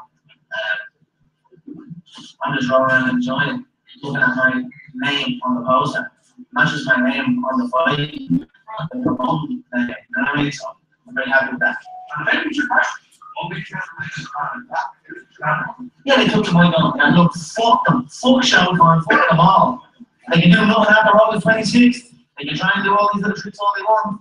August 26th, this man will be unconscious. He's too small. He's too frail. That's it. What more can I say? He can catch the shot as well. I don't mind that. If he catches the shot by glove, his brain will still be rattled. So,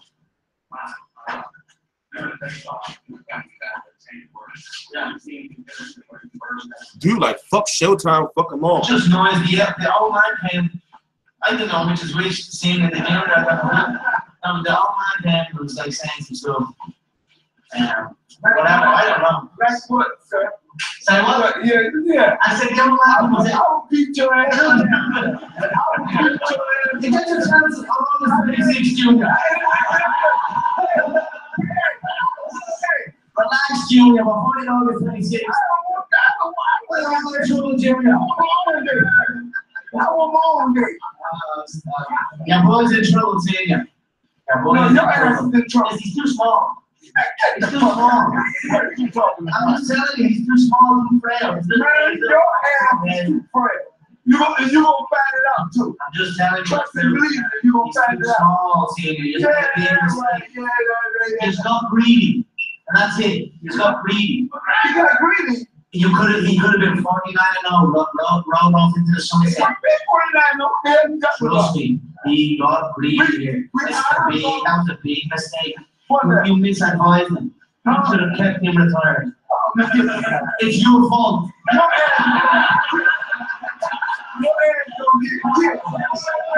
You gonna get kicked.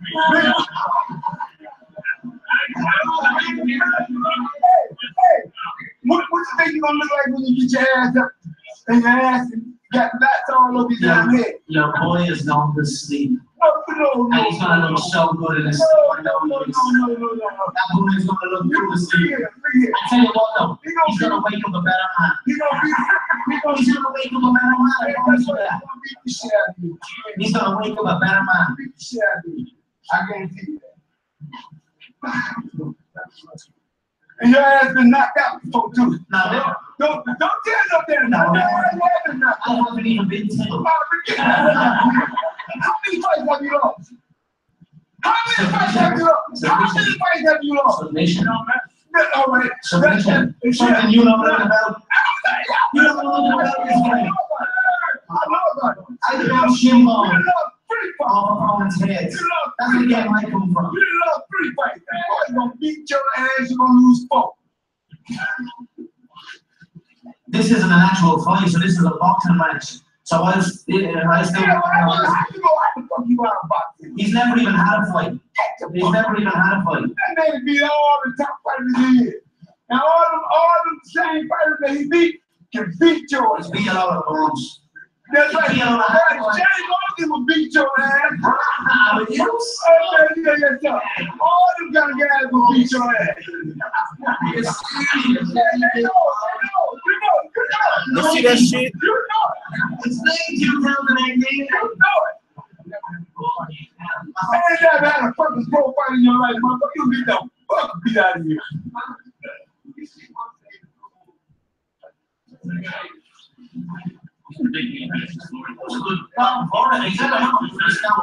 what it is. It's all noise at the end of the day. So,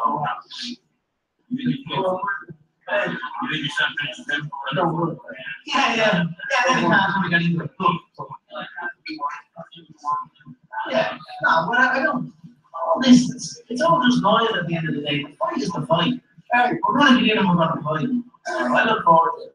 I want, spit it out. I'm gonna ain't gonna spit it out. Take that flip flop out of your mouth. I'm telling you this right here. No, listen. I'm telling you this here.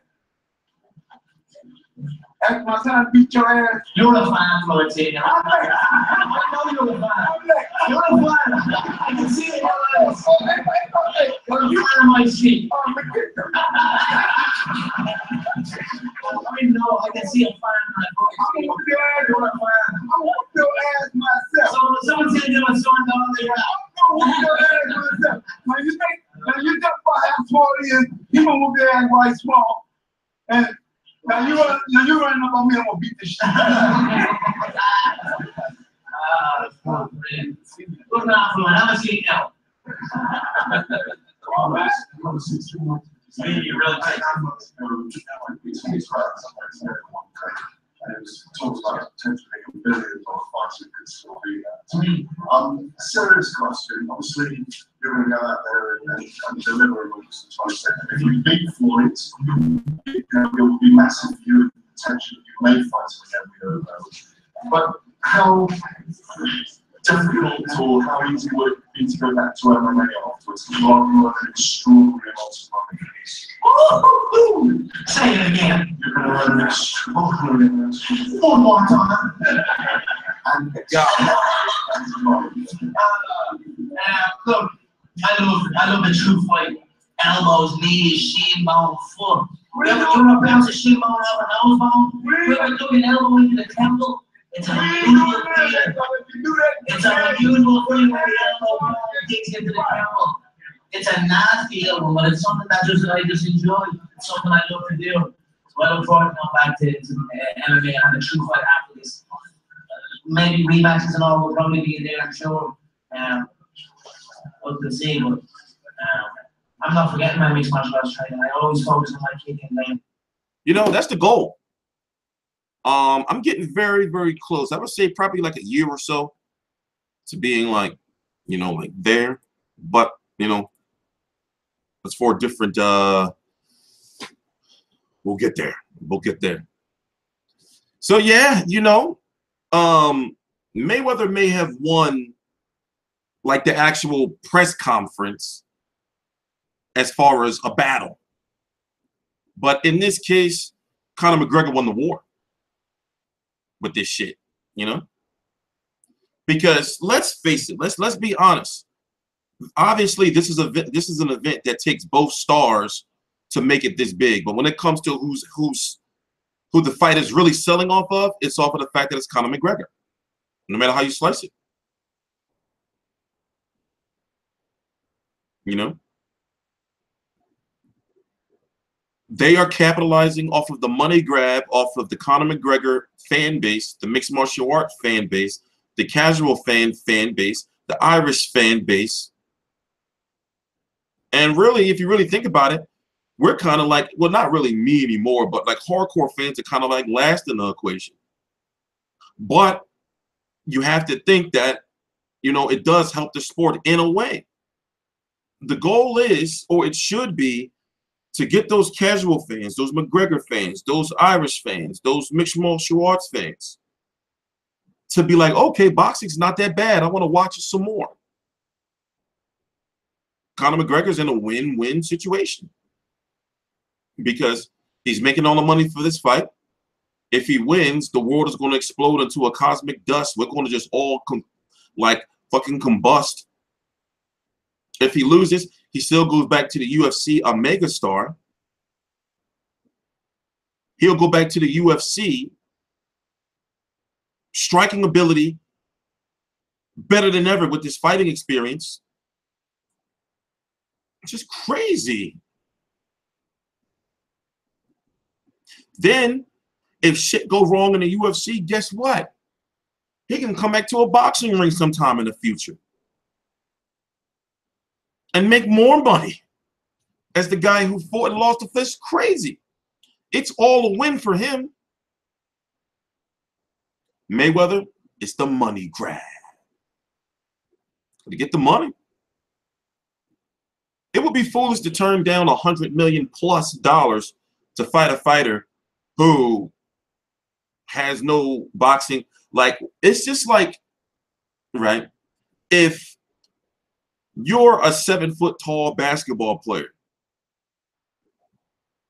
facing a 5'3" basketball player, you know, just take him to the post, keep dunking on him. It's easy work. Take him to the post, there's nothing he can do.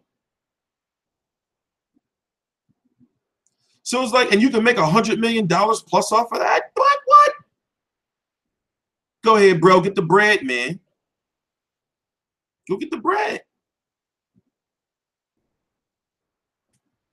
Everybody's gonna be having barbecues, carne asada and shit. You know, everybody's gonna be having barbecues. That night, people are gonna be washing dishes and cleaning up junk. People are gonna be drunk. You know how it is after a barbecue? Like the people who had the barbecue gotta be the one doing all the cleaning. Then later on, you find out that somebody spilled some shit on your couch or something, and you mad, and you saying like, I'm never gonna have another barbecue with people over here ever again. But you're gonna do it again the next Mayweather fight.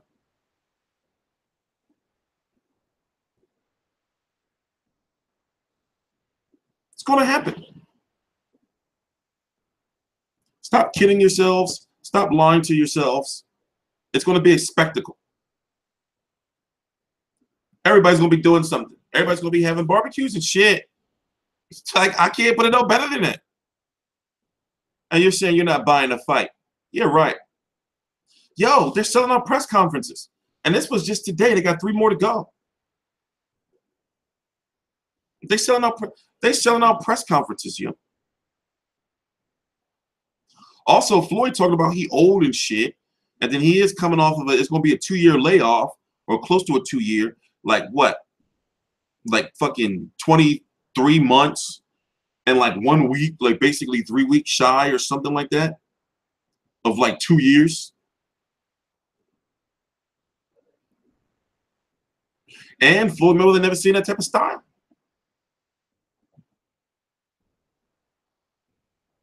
It's just, it's crazy. Like to see Conor McGregor at a boxing press conference, I'm looking like, this shit is fucking crazy. And to see that it's all on, you know, everything. Remember what was going on with Mayweather Pacquiao? Like, did you notice, like, after Mayweather Pacquiao, a lot of channels or YouTubers just stopped covering boxing, just died off? You know, it was an opportunist stream. An opportunist dream. A dream stream. This fight is creating that now. Where people are like, oh shit, everybody's not they're in on a money grab. So you're gonna see people doing that you've never seen doing YouTube anything before, covering boxing, doing YouTube anything. Gonna be doing Conor McGregor videos on everything. Floyd Mayweather videos on everything. You already got them already back talking about Floyd Mayweather's broke.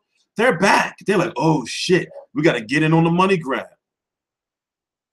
They don't do no research or nothing. They just like, oh, if it says Floyd Mayweather's broke, so therefore he must be broke. I look at it like this. Floyd Mayweather's not broke. He just got money tied up in places for a good reason. With the spending habits that he has, he needs to buy as many assets as he possibly can.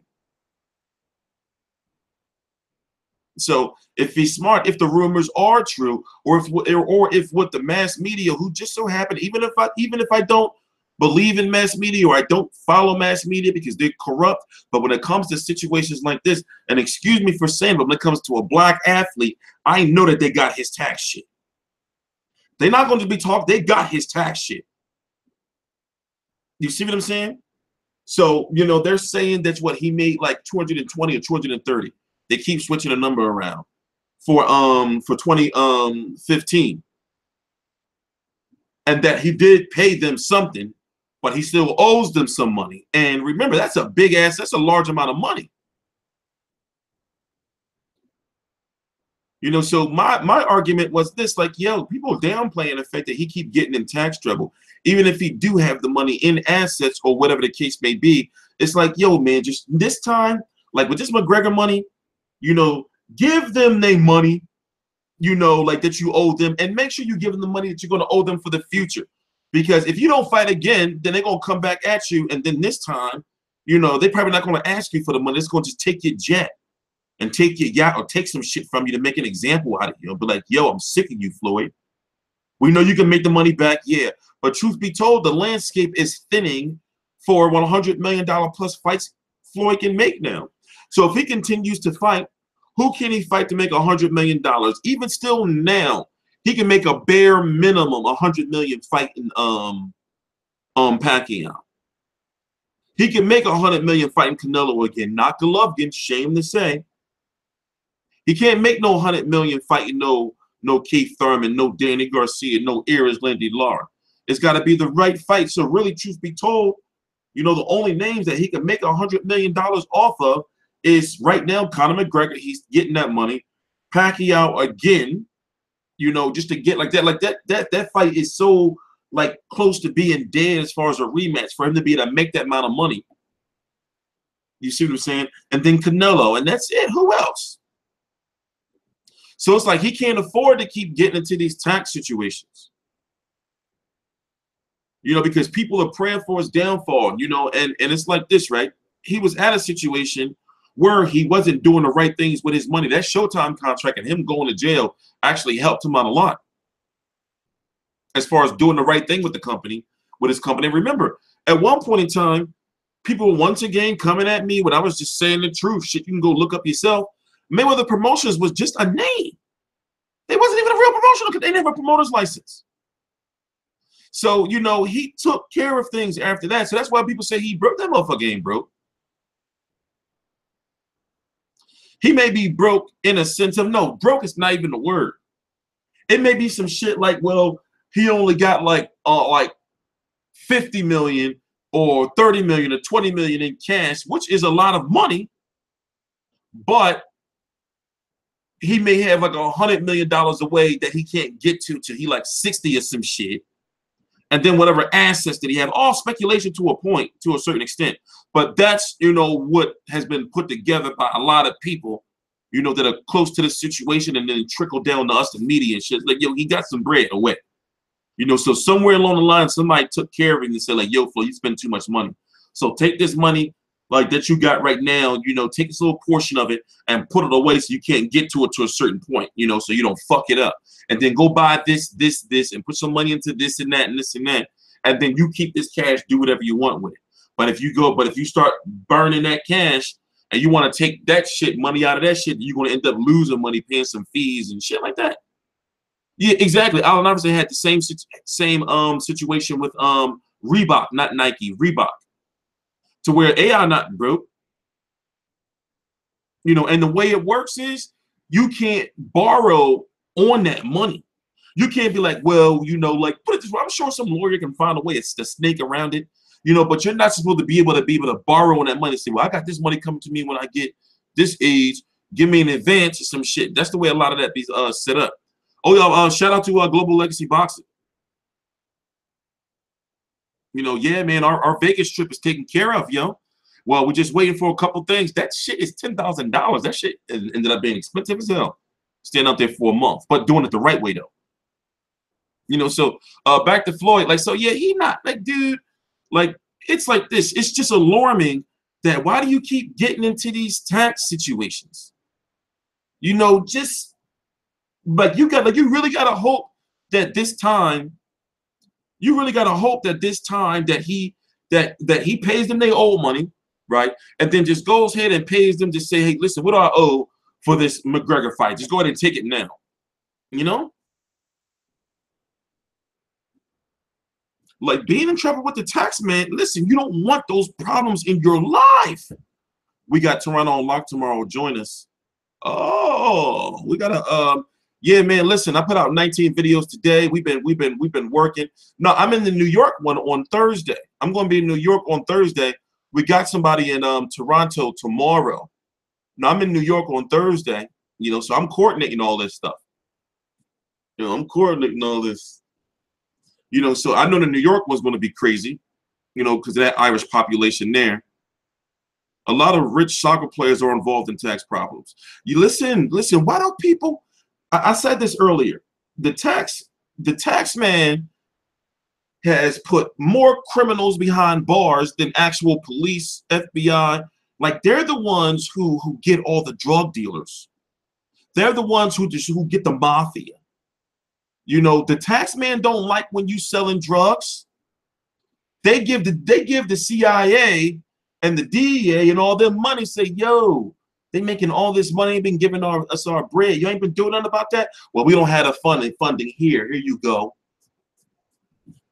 You know, with the mafia, they turned all them against each other, make them start ratting on each other. Who do you think is involved in all that? Uncle Sam. Then above Uncle Sam is the Federal Reserve. Uncle Sam is above the FBI, yo.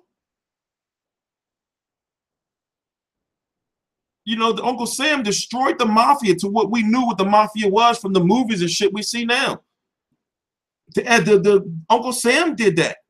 From them stealing trucks and cigarettes and jewelry heists and you know, even the casino story was a real story about how like basically the mafia started Las Vegas. Who do you think? That was Uncle Sam that came in like, yo, like, no, we gonna get all of y'all out of here. You don't want to mess with the tax man, yo. The tax man is the most powerful individual in the galaxy, yo. For real. They can put everything on lock immediately within like a phone call. You can't get into your bank account. You know, they show up at your crib like, yeah, you know, you have 24 hours to get out. And you be like, all right, well, you know what, fuck this. I'm going to go down to my Florida house. No, we got that too. All right, well, I'm just going to get into my fucking Lamborghini. No, that's ours too. You know, listen, they can fuck you up real quick. They can fuck you up real quick. You know, they will get your ass real quick. They will get you quick. And you know, when I was looking at it, like when the story first came out, I just was like, oh, Floyd, no. Like, not again, bro. You're getting too old. You can't play these. You playing Russian roulette, yo. And then the thing is, listen, you can have money and everything under the mattress and money away and everything. The IRS know how to find it. And they know like, yo, so where did you get this money from? And where's this money that you made for this year? It's not accounted in any type of banks and no shit like that. Where's it at?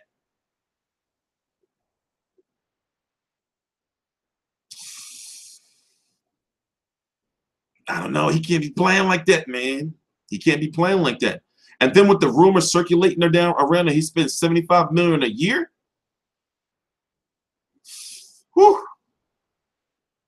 You know? Well, no, man. I know, man. That's some scary shit. You don't want to mess with the tax man. You know, I haven't gotten income tax. Like, you know how people get like taxes back and shit? It used to be all hype. I haven't gotten taxes back in like fucking 3 years, yo. I did this. This was the first year I did my taxes. You know, let me show you some shit. Oh, I wish I could show y'all. I got shoe boxes, yo, of like receipts. You got to keep receipts for everything. Like, let me tell you, this is a tax write-off. This is a tax write-off. This is a tax write-off. The internet is a tax write-off. The tea in this fucking mug is considered lunch. That's a tax write-off. Tax write-off. Tax write-off. Yo, but don't mess with the IRS. Put it this way. If you real cool with the IRS, man, then every now and then they might hook you up with some deductions on some shit. But if you're on the IRS bad side, yo, then they start garnishing your wages and all kind of shit. They get real mad. And then even if you die, they'll charge your family for your death. Like, no, y'all gotta, no, he ain't gonna just roll out on us. They're gonna find some shit to charge you with. They be like, oh yeah, your pop left you this house. Well, guess what? He ain't paid a property tax in like 19 years. Give us this money. We want that. We want the money. You know. So yeah, we got one more. You know, well, no, I'm gonna say one more. Toronto tomorrow. See, I'm tired. Toronto tomorrow. Thursday, I'm gonna be in New York, and then Friday is London. Friday is London. You know, so let's hope that they keep up the momentum because everybody hyped now. The shit is trending everywhere now. Everybody's hyped now, so let's hope they keep up the momentum. You know, where do we think Conor McGregor's going to go with this? We can't go with the tax shit, you know, 2 days in a row, right? Unless he's got like a part 2 to it. Also, he's got to make sure that well, they got to make sure that he don't get his microphone cut off this time, so he can talk his shit, and then maybe turn the tables, right, and cut Floyd microphone off and say, "How the fuck do you like that?" Right? Right. Also, for those who don't know, I have a playlist on the channel that has all our Mayweather versus McGregor content, and also I post the live streams, like the actual ones from Showtime down. So I'm gonna post the next one down there sometime tomorrow afternoon or something. You know, so and then we're gonna be here watching that live, and then I'm gonna pump out some videos and then do it live. London and Toronto, London and New York is going to be lit because of the Irish. Yeah, I'm really looking forward to New York. You know, I'm really looking forward to New York. I'm gonna be out there. I'm gonna be out there all day because I got to make sure that I don't run into any type of politics. So I got to be out there extra dumb early. You know, just in case they try to pull any type of numbers or anything. And then, you know, I got to be out there extra late to use that Wi-Fi. You know, because the train ride to get home is like an hour, but you know, I don't want to waste that hour. I want to like be out there and uploading like all that good content, the key shit first. Because one thing about this, and also is this is one that I'm going to myself, so therefore I got to set the bar. You see what I'm saying? So I got to really get close to everybody. I got to get like some good shit. Yes, in the Barclays Center. You know, so I'm going to make sure that I prep all my shit. I got all these new electronics and shit now. You know, we're going to stream the whole journey. Also, you know, to end the video out, you know, just to let you guys know, you know, things are advancing. And basically, I've been talking about it for years now as far as like what I want to do in the sport. And I look at media, like basically going the media route is me learning like the sport, like about like the politics, you know, the rankings, you know, how to put together media events. For example, I'm confident enough to know that, you know, I could put together a press conference, a small little press conference and grow from there. You know, but Lennox Lewis's promotional company, I put the link right down below in the description box.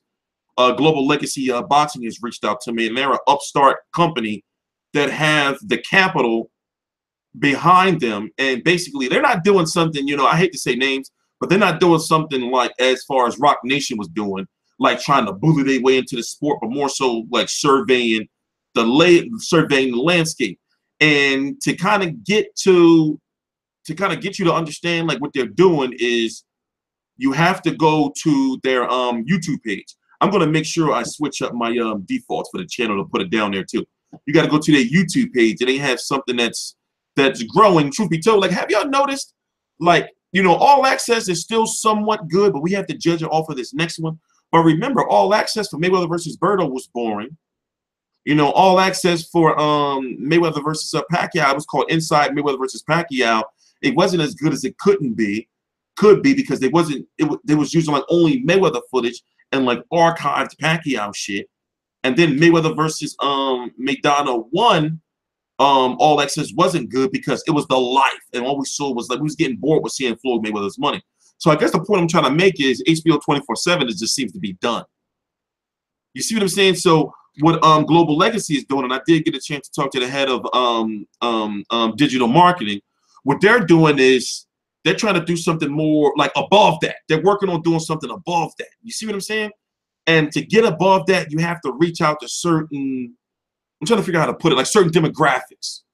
you know, to the people that are going to watch the fight, to the people that are going to be like, oh shit, this shit is nice.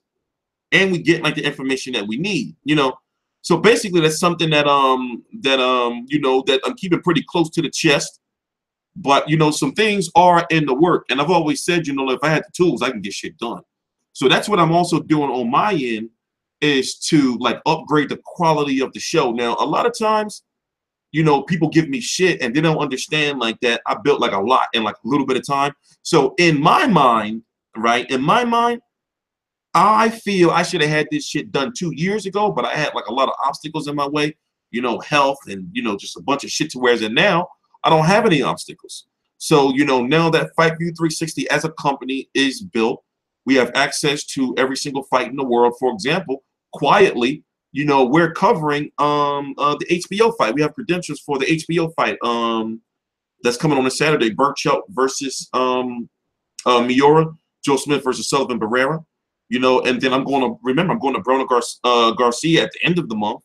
So, you know, and then we cover every Box Nation event, every event over Ireland now. You know, we have access to matchroom events, you know, so, you know, we've been doing like a lot, but, you know, a lot of people give me shit like, well, you should be doing this and doing that. And that's not saying that I mind, you know, but I do take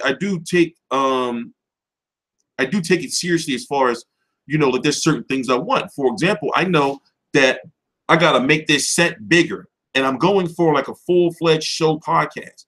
And unfortunately now, since I'm going to Vegas for a month, I won't have it completed until after I'm back and settled from Vegas. But basically, I'm building a whole studio, you know, set. Shit is going to be high, like super high quality. Like I got a lot of real things planned. And, you know, we have a podcast. It's going to be a simultaneous, you know, stream. You know, as you can see now, especially if you look at today, we have people all over the world covering fights.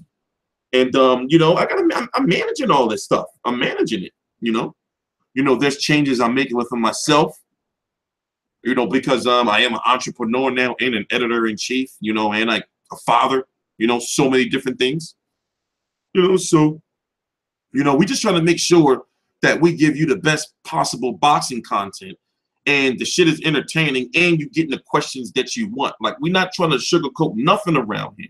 You know, the days of boxing media is changed because imagine if I go to an event and I'm asking casual ass questions. Guess what's going to happen? I do a live stream.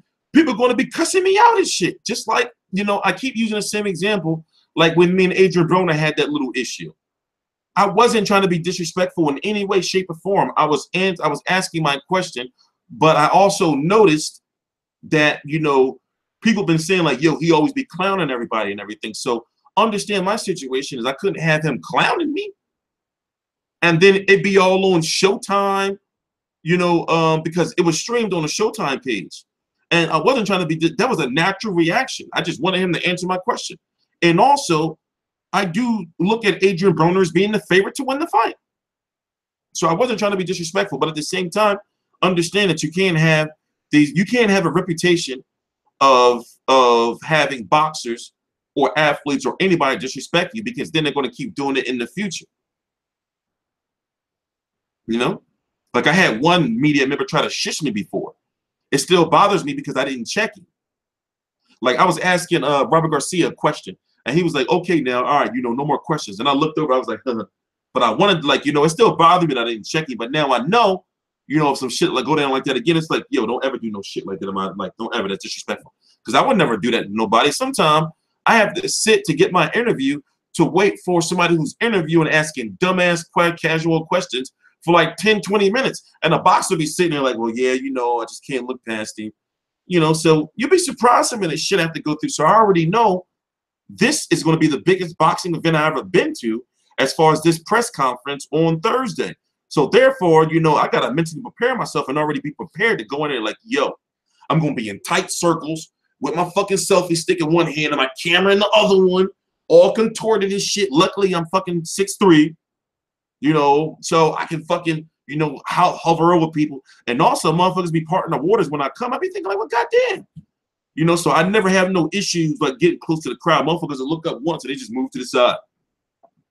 That'll be me. I don't know what the fuck be going on. They just move to the side. So I never really have no issues like, you know, but I know this one, you know, this Thursday, I gotta, you know, shit's gotta be for real, man. You know, shit's gotta be for real. So, you know, I'm ready. This is what I've always wanted to be, man. This is what I always wanted to do. I told people I was gonna get to this, and guess what? We are gonna be in the same building as Floyd Mayweather this Thursday. Wow! And people said I would never be able to do it. Ooh. Ooh.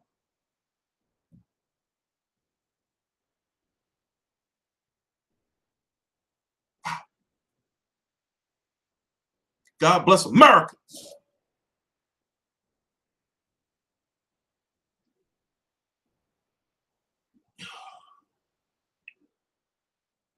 God bless America. So, should we hang out for another 15? I'm supposed to end the video right now. So, should we hang out for another 15 minutes or a half an hour? 15 minutes or a half an hour? We could do 15 minutes.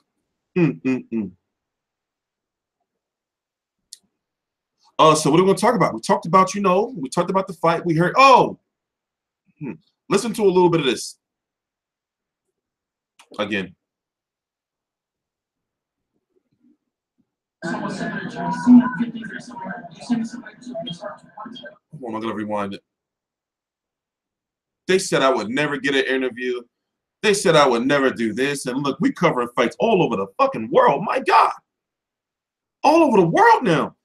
We got an interview from Tyson Fury today on the channel. Fury coming up. Peter Fury. WBO champion Joseph Parker. Why I went and had that, this was a $300 million fight. Might as well make a fresh cut. In this fight. So that's why, you know, until this record is broken, this was the most important fight. I think it was interesting. I think Conor McGregor was entertaining. I thought I was entertaining. And I think we gave the fans what they wanted to see. That's what the fans been waiting for. You think you got the better of him? It only counts August 26th. It doesn't count right now. This is part of the game too, right? No. It's about entertainment. We had fun. I'm pretty sure. At least I had fun. The fans was entertained. It was good. We should go more people are cheering for him and bully you. Remember this. I said this before. I choose a fortune over fame. You know, you have a person with 20 million followers, but may not have 20 million in their bank account. So I choose fortune over fame. Could you explain everything that's happened with the taxes over the last couple of days? Can you give us your side of the story? Oh, yeah.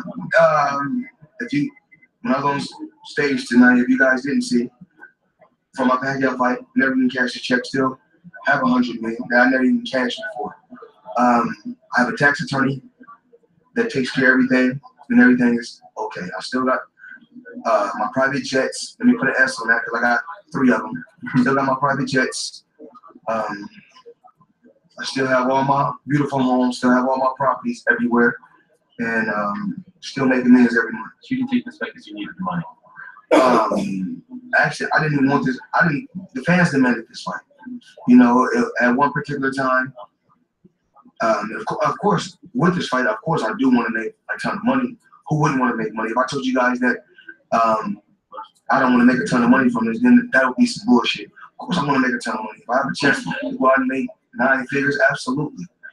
In 30 minutes, yes. Conor McGregor is going to make a ton of money, and this is going to be his biggest money fight. You know, you can put all his fights together. From all his fights together, he's going to make more money in this fight than he made throughout his whole career. Whereas with me, I'm not going to make 800 million like I made throughout my career, but I'm pretty sure I'm going to make, you know, a pretty penny. This was your first face-to-face. What was your first impression? It was good. It was exciting. You know, it was a good face-to-face.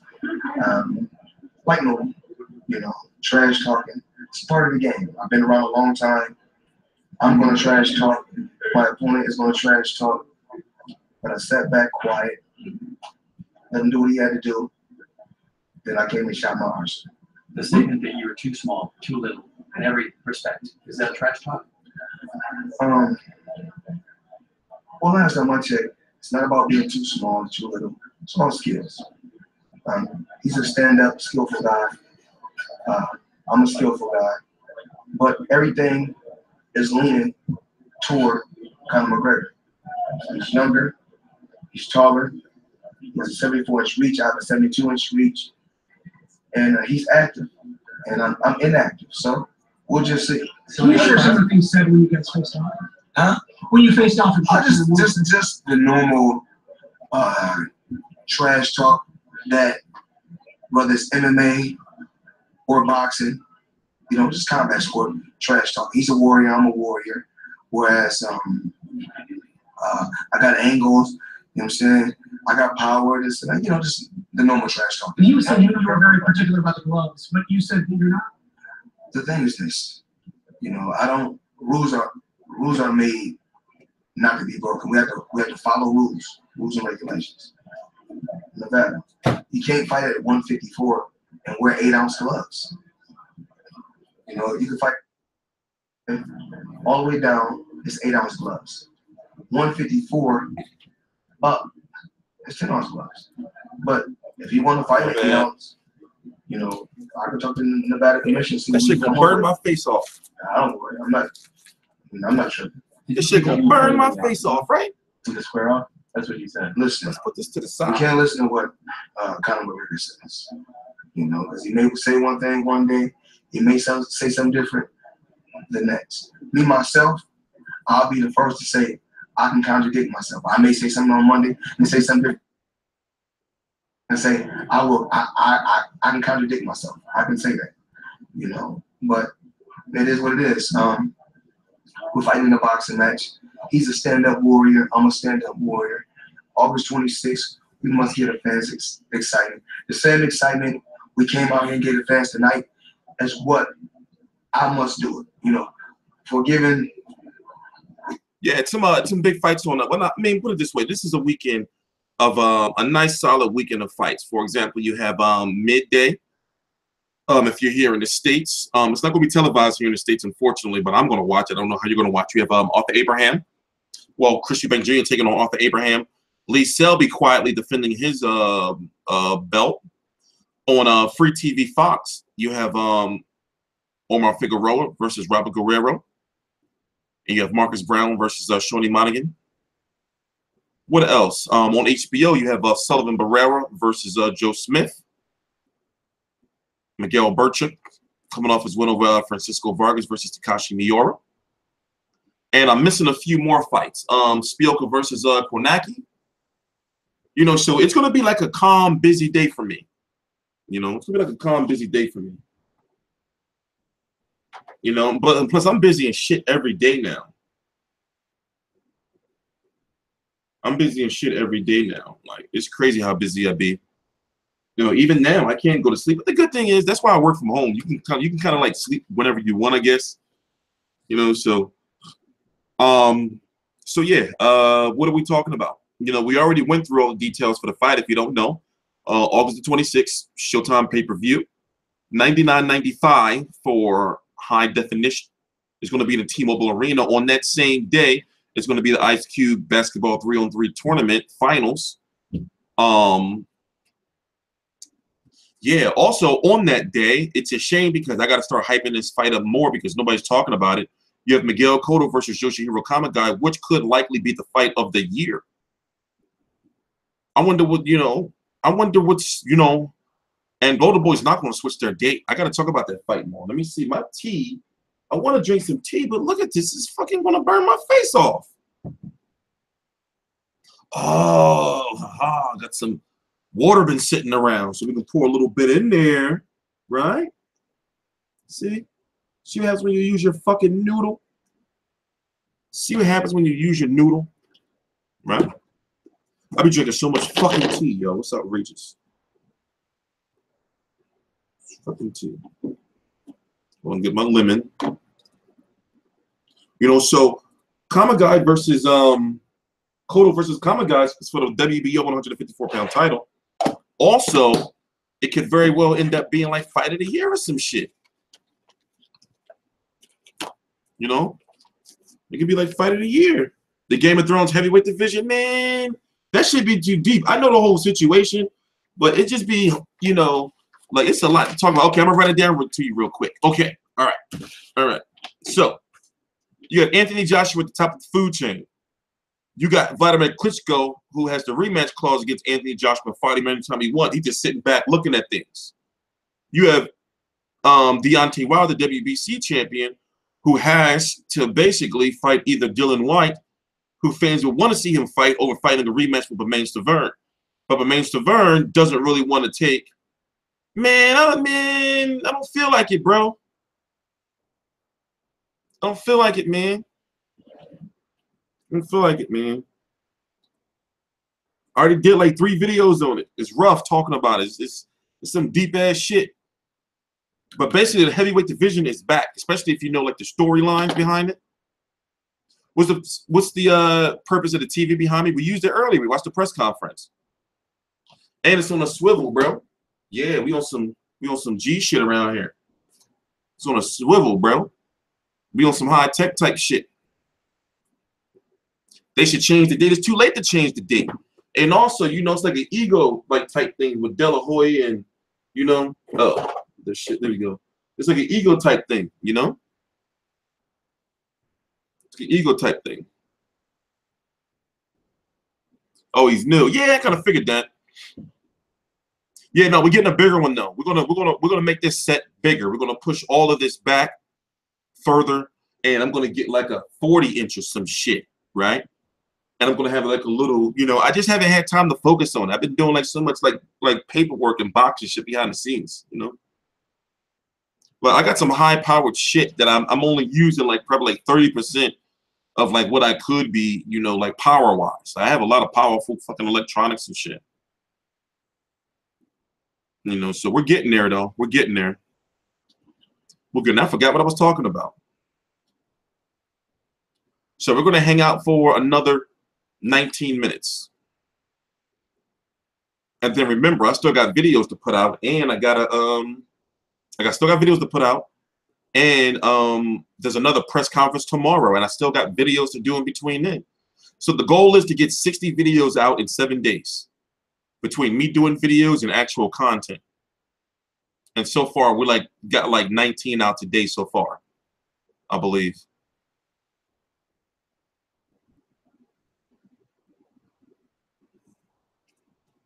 Been busy as hell, man. Who do you got in the Chocolatito rematch? Well, see, Sungwon Visai was really laying some hands on him. So, you know, it's not like, I mean, it's similar to the Pacquiao Horn situation, right? Very similar.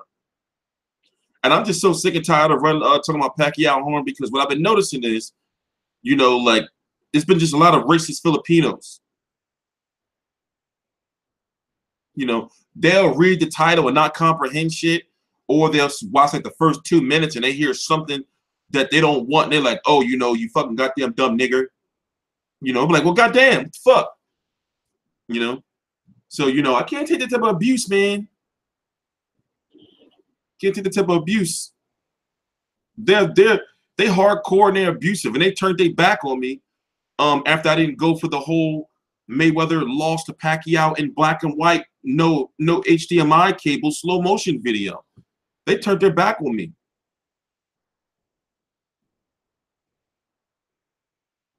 They turned their back on me, yo, and I was like, yo, I didn't even do nothing. You know, very passionate fan base. Very passionate fan base. Did Billy Joe duck Lemieux? No, he didn't. David Lemieux had an injury. They were in talks to fight.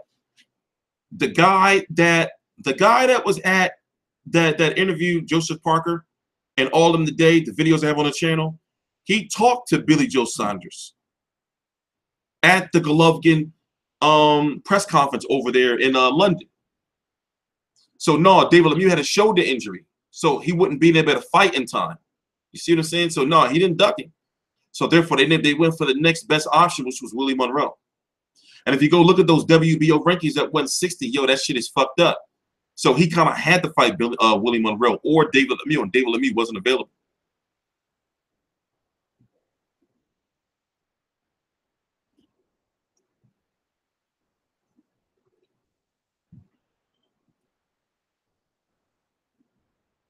Yeah, after this stream, you know, I'm gonna go take a walk. I'll be taking a walk. I got a beautiful neighborhood, man. I love it around here.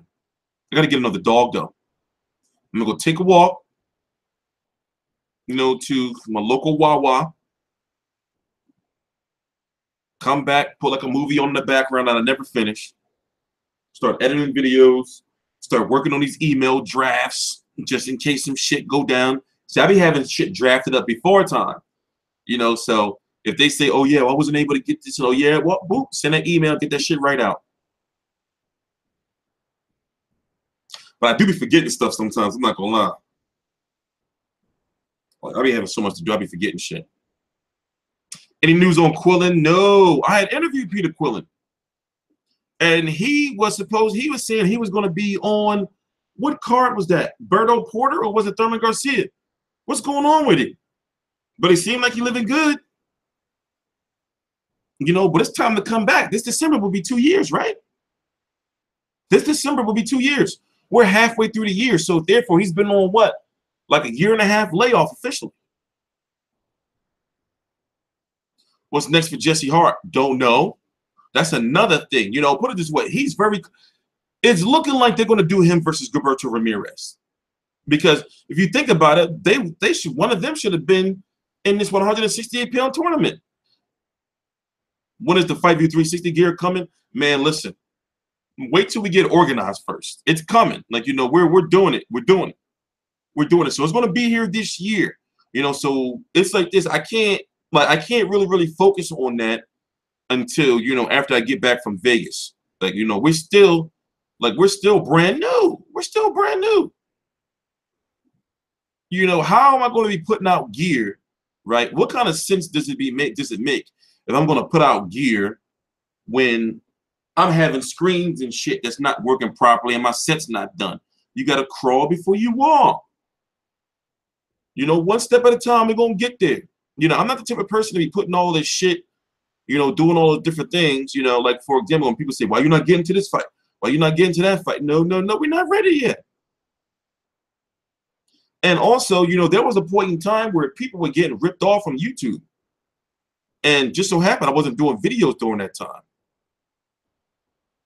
You know, where people weren't putting their YouTube ads. I mean, they wasn't getting paid like much over YouTube. So, to whereas in now, you know, I got a brand new contract and they're working with me on getting my numbers up. Like, first getting them consistent, then getting them up. Because after the layoff that I had, you know, people are just starting to realize that I'm back. So I got to keep doing videos consistently, you know, for several months, you know, until people were like, okay, all right, this is our source of boxing again. So once I left, you'd be surprised like how many people surpassed me in like outrageous ways, like 20,000, 30,000 when we was all at the same level at one point in time. You know? Yeah, Erickson Lubin is the mandatory for Jamel Charlo, WBC 154-pound champion. Jamal Charlo is fighting Jorge Sebastian Hyland on the undercard of Broner Garcia for the WBC mandatory to fight Golovkin if he wins against Canelo, but Canelo's not fighting for the WBC title, he says. Also, the WBC said that they're willing and will likely make a belt and try to get sanctioning fees, right, for Mayweather versus McGregor. And it'll be like a diamond championship or antimanium championship, some old high super quality championship. Oh yeah, you think the WBC wasn't looking at it like, damn, I wish we had our belt there to get the little some of the money grab. To have the WBC belt mentioned in like for UFC and shit, you think the WBC don't want a piece of that money grab? Yeah, we all had the same amount of subs. I was like basically at one point in time, like I was leading by like I came, okay, this channel was only 3 years old. 3 years old, July the 29th. You know, you can go look in the about section. You know, so, and I took a year off where I was only doing like 10 videos a month, even if that. So yeah, I had some real good momentum, but then I fell off. I wasn't doing videos. You know, major death, man. I don't even want to talk about it.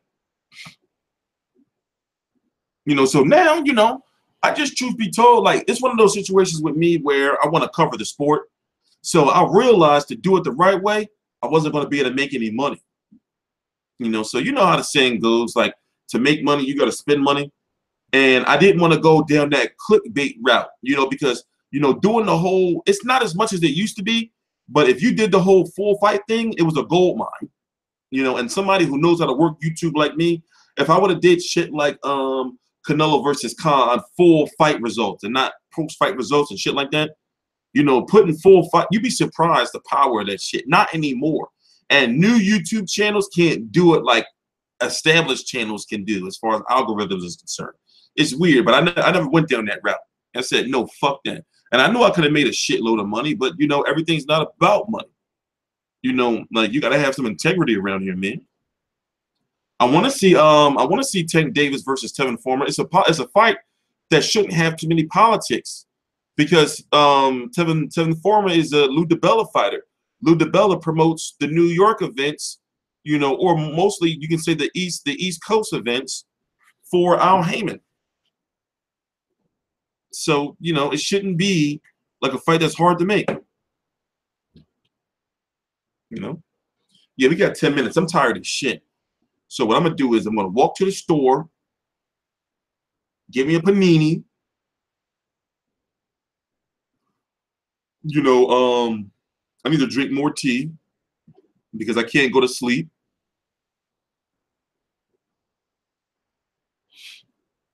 Do you think it would be better for Conor to use an unorthodox fighting style?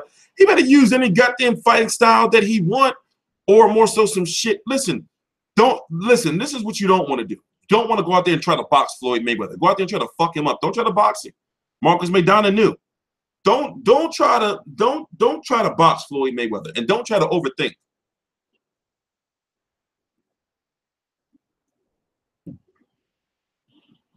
Don't try to overthink.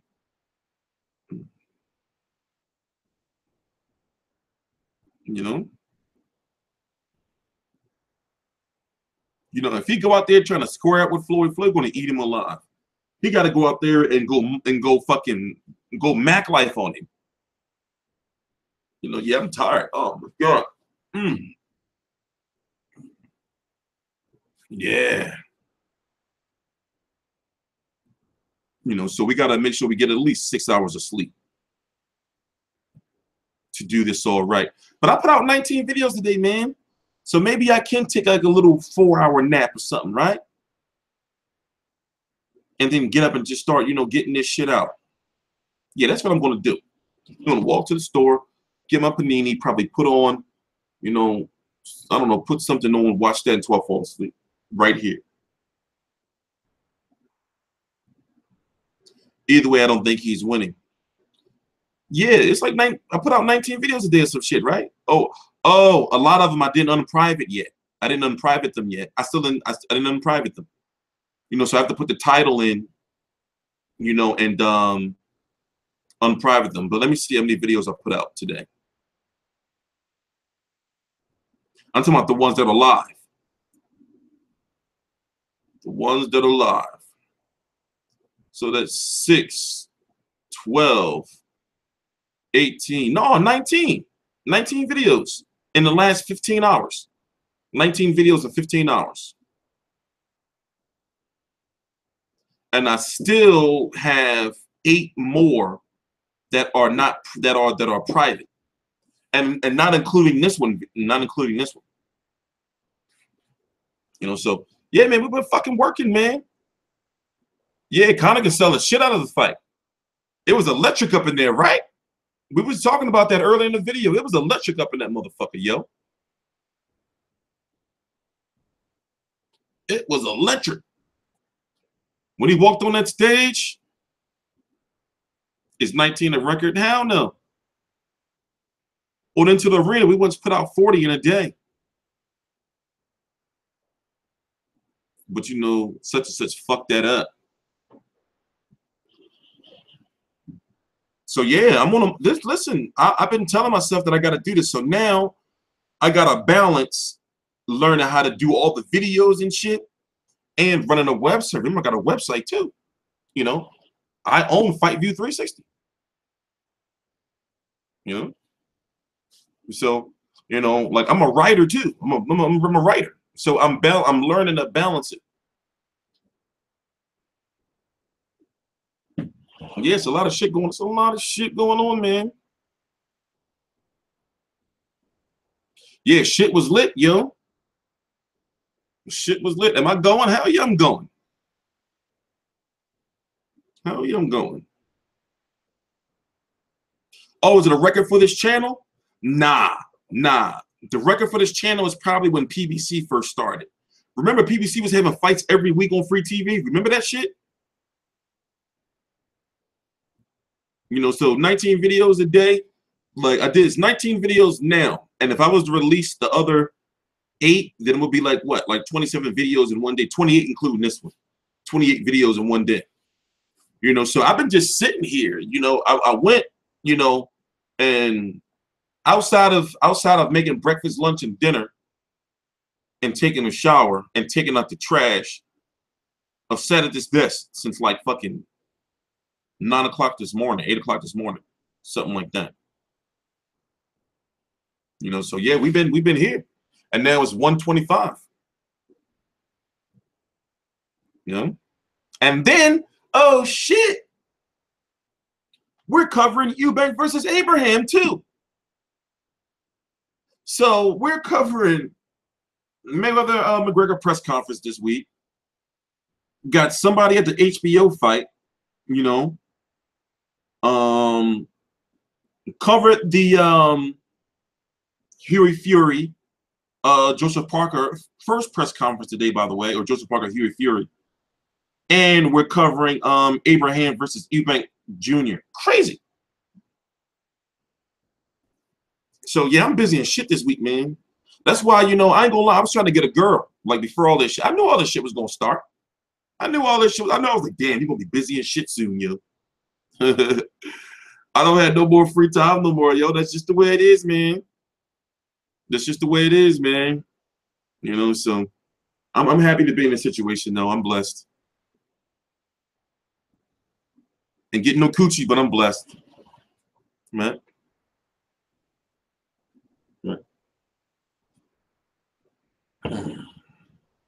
McGregor learned his stamina lesson from after fighting a triathlon. You know, can McGregor go 12 rounds? I'm surprised. Like, you know that they got this fight to be 12 rounds? You know how crazy that is? They got this fight to be 12 rounds, not 10. This is McGregor, who is 0-0, by the way. I mean, he's undefeated. So, you know, that's the bright side. He's undefeated. You know? And Mayweather never seen that style. You never seen that hybrid style. Right? Whatever that style is. We don't know. We don't know what Conor McGregor is going to look like in that ring. We don't know what he's going to look like.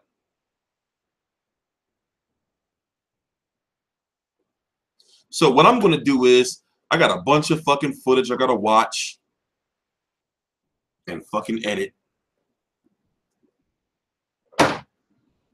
Tstreet's done. Shit. And it's all in my inbox. It's all up in the Dropbox.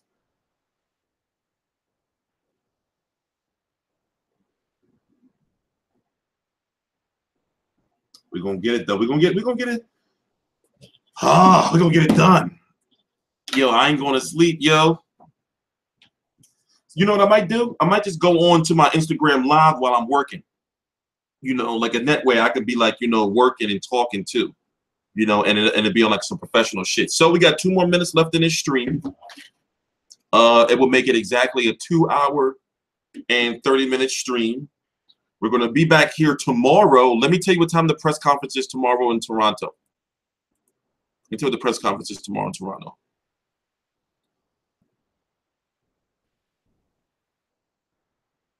No, hey, don't get it twisted. TstreeT doesn't get any pussy by choice. Don't get it twisted.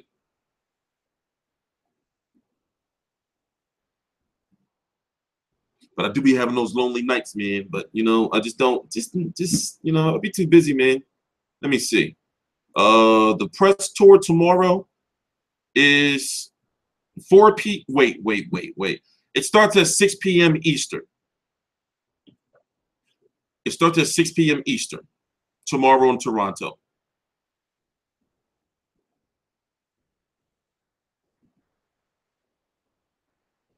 When did I get this email?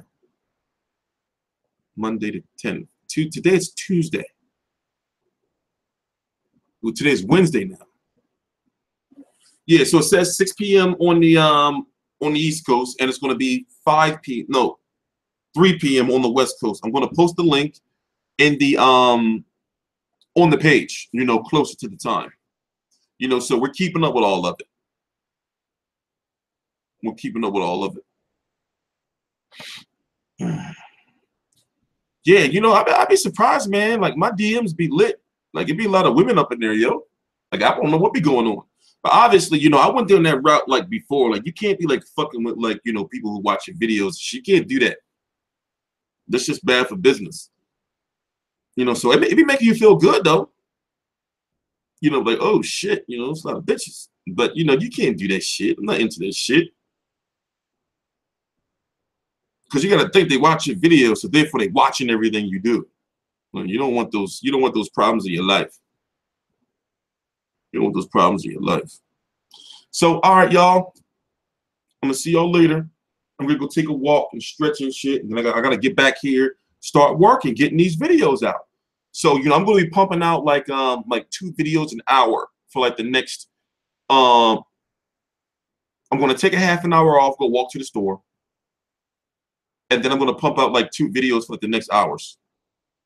I mean, 2 videos each hour or something like that, how many I can get out. All right, I'll see you tomorrow.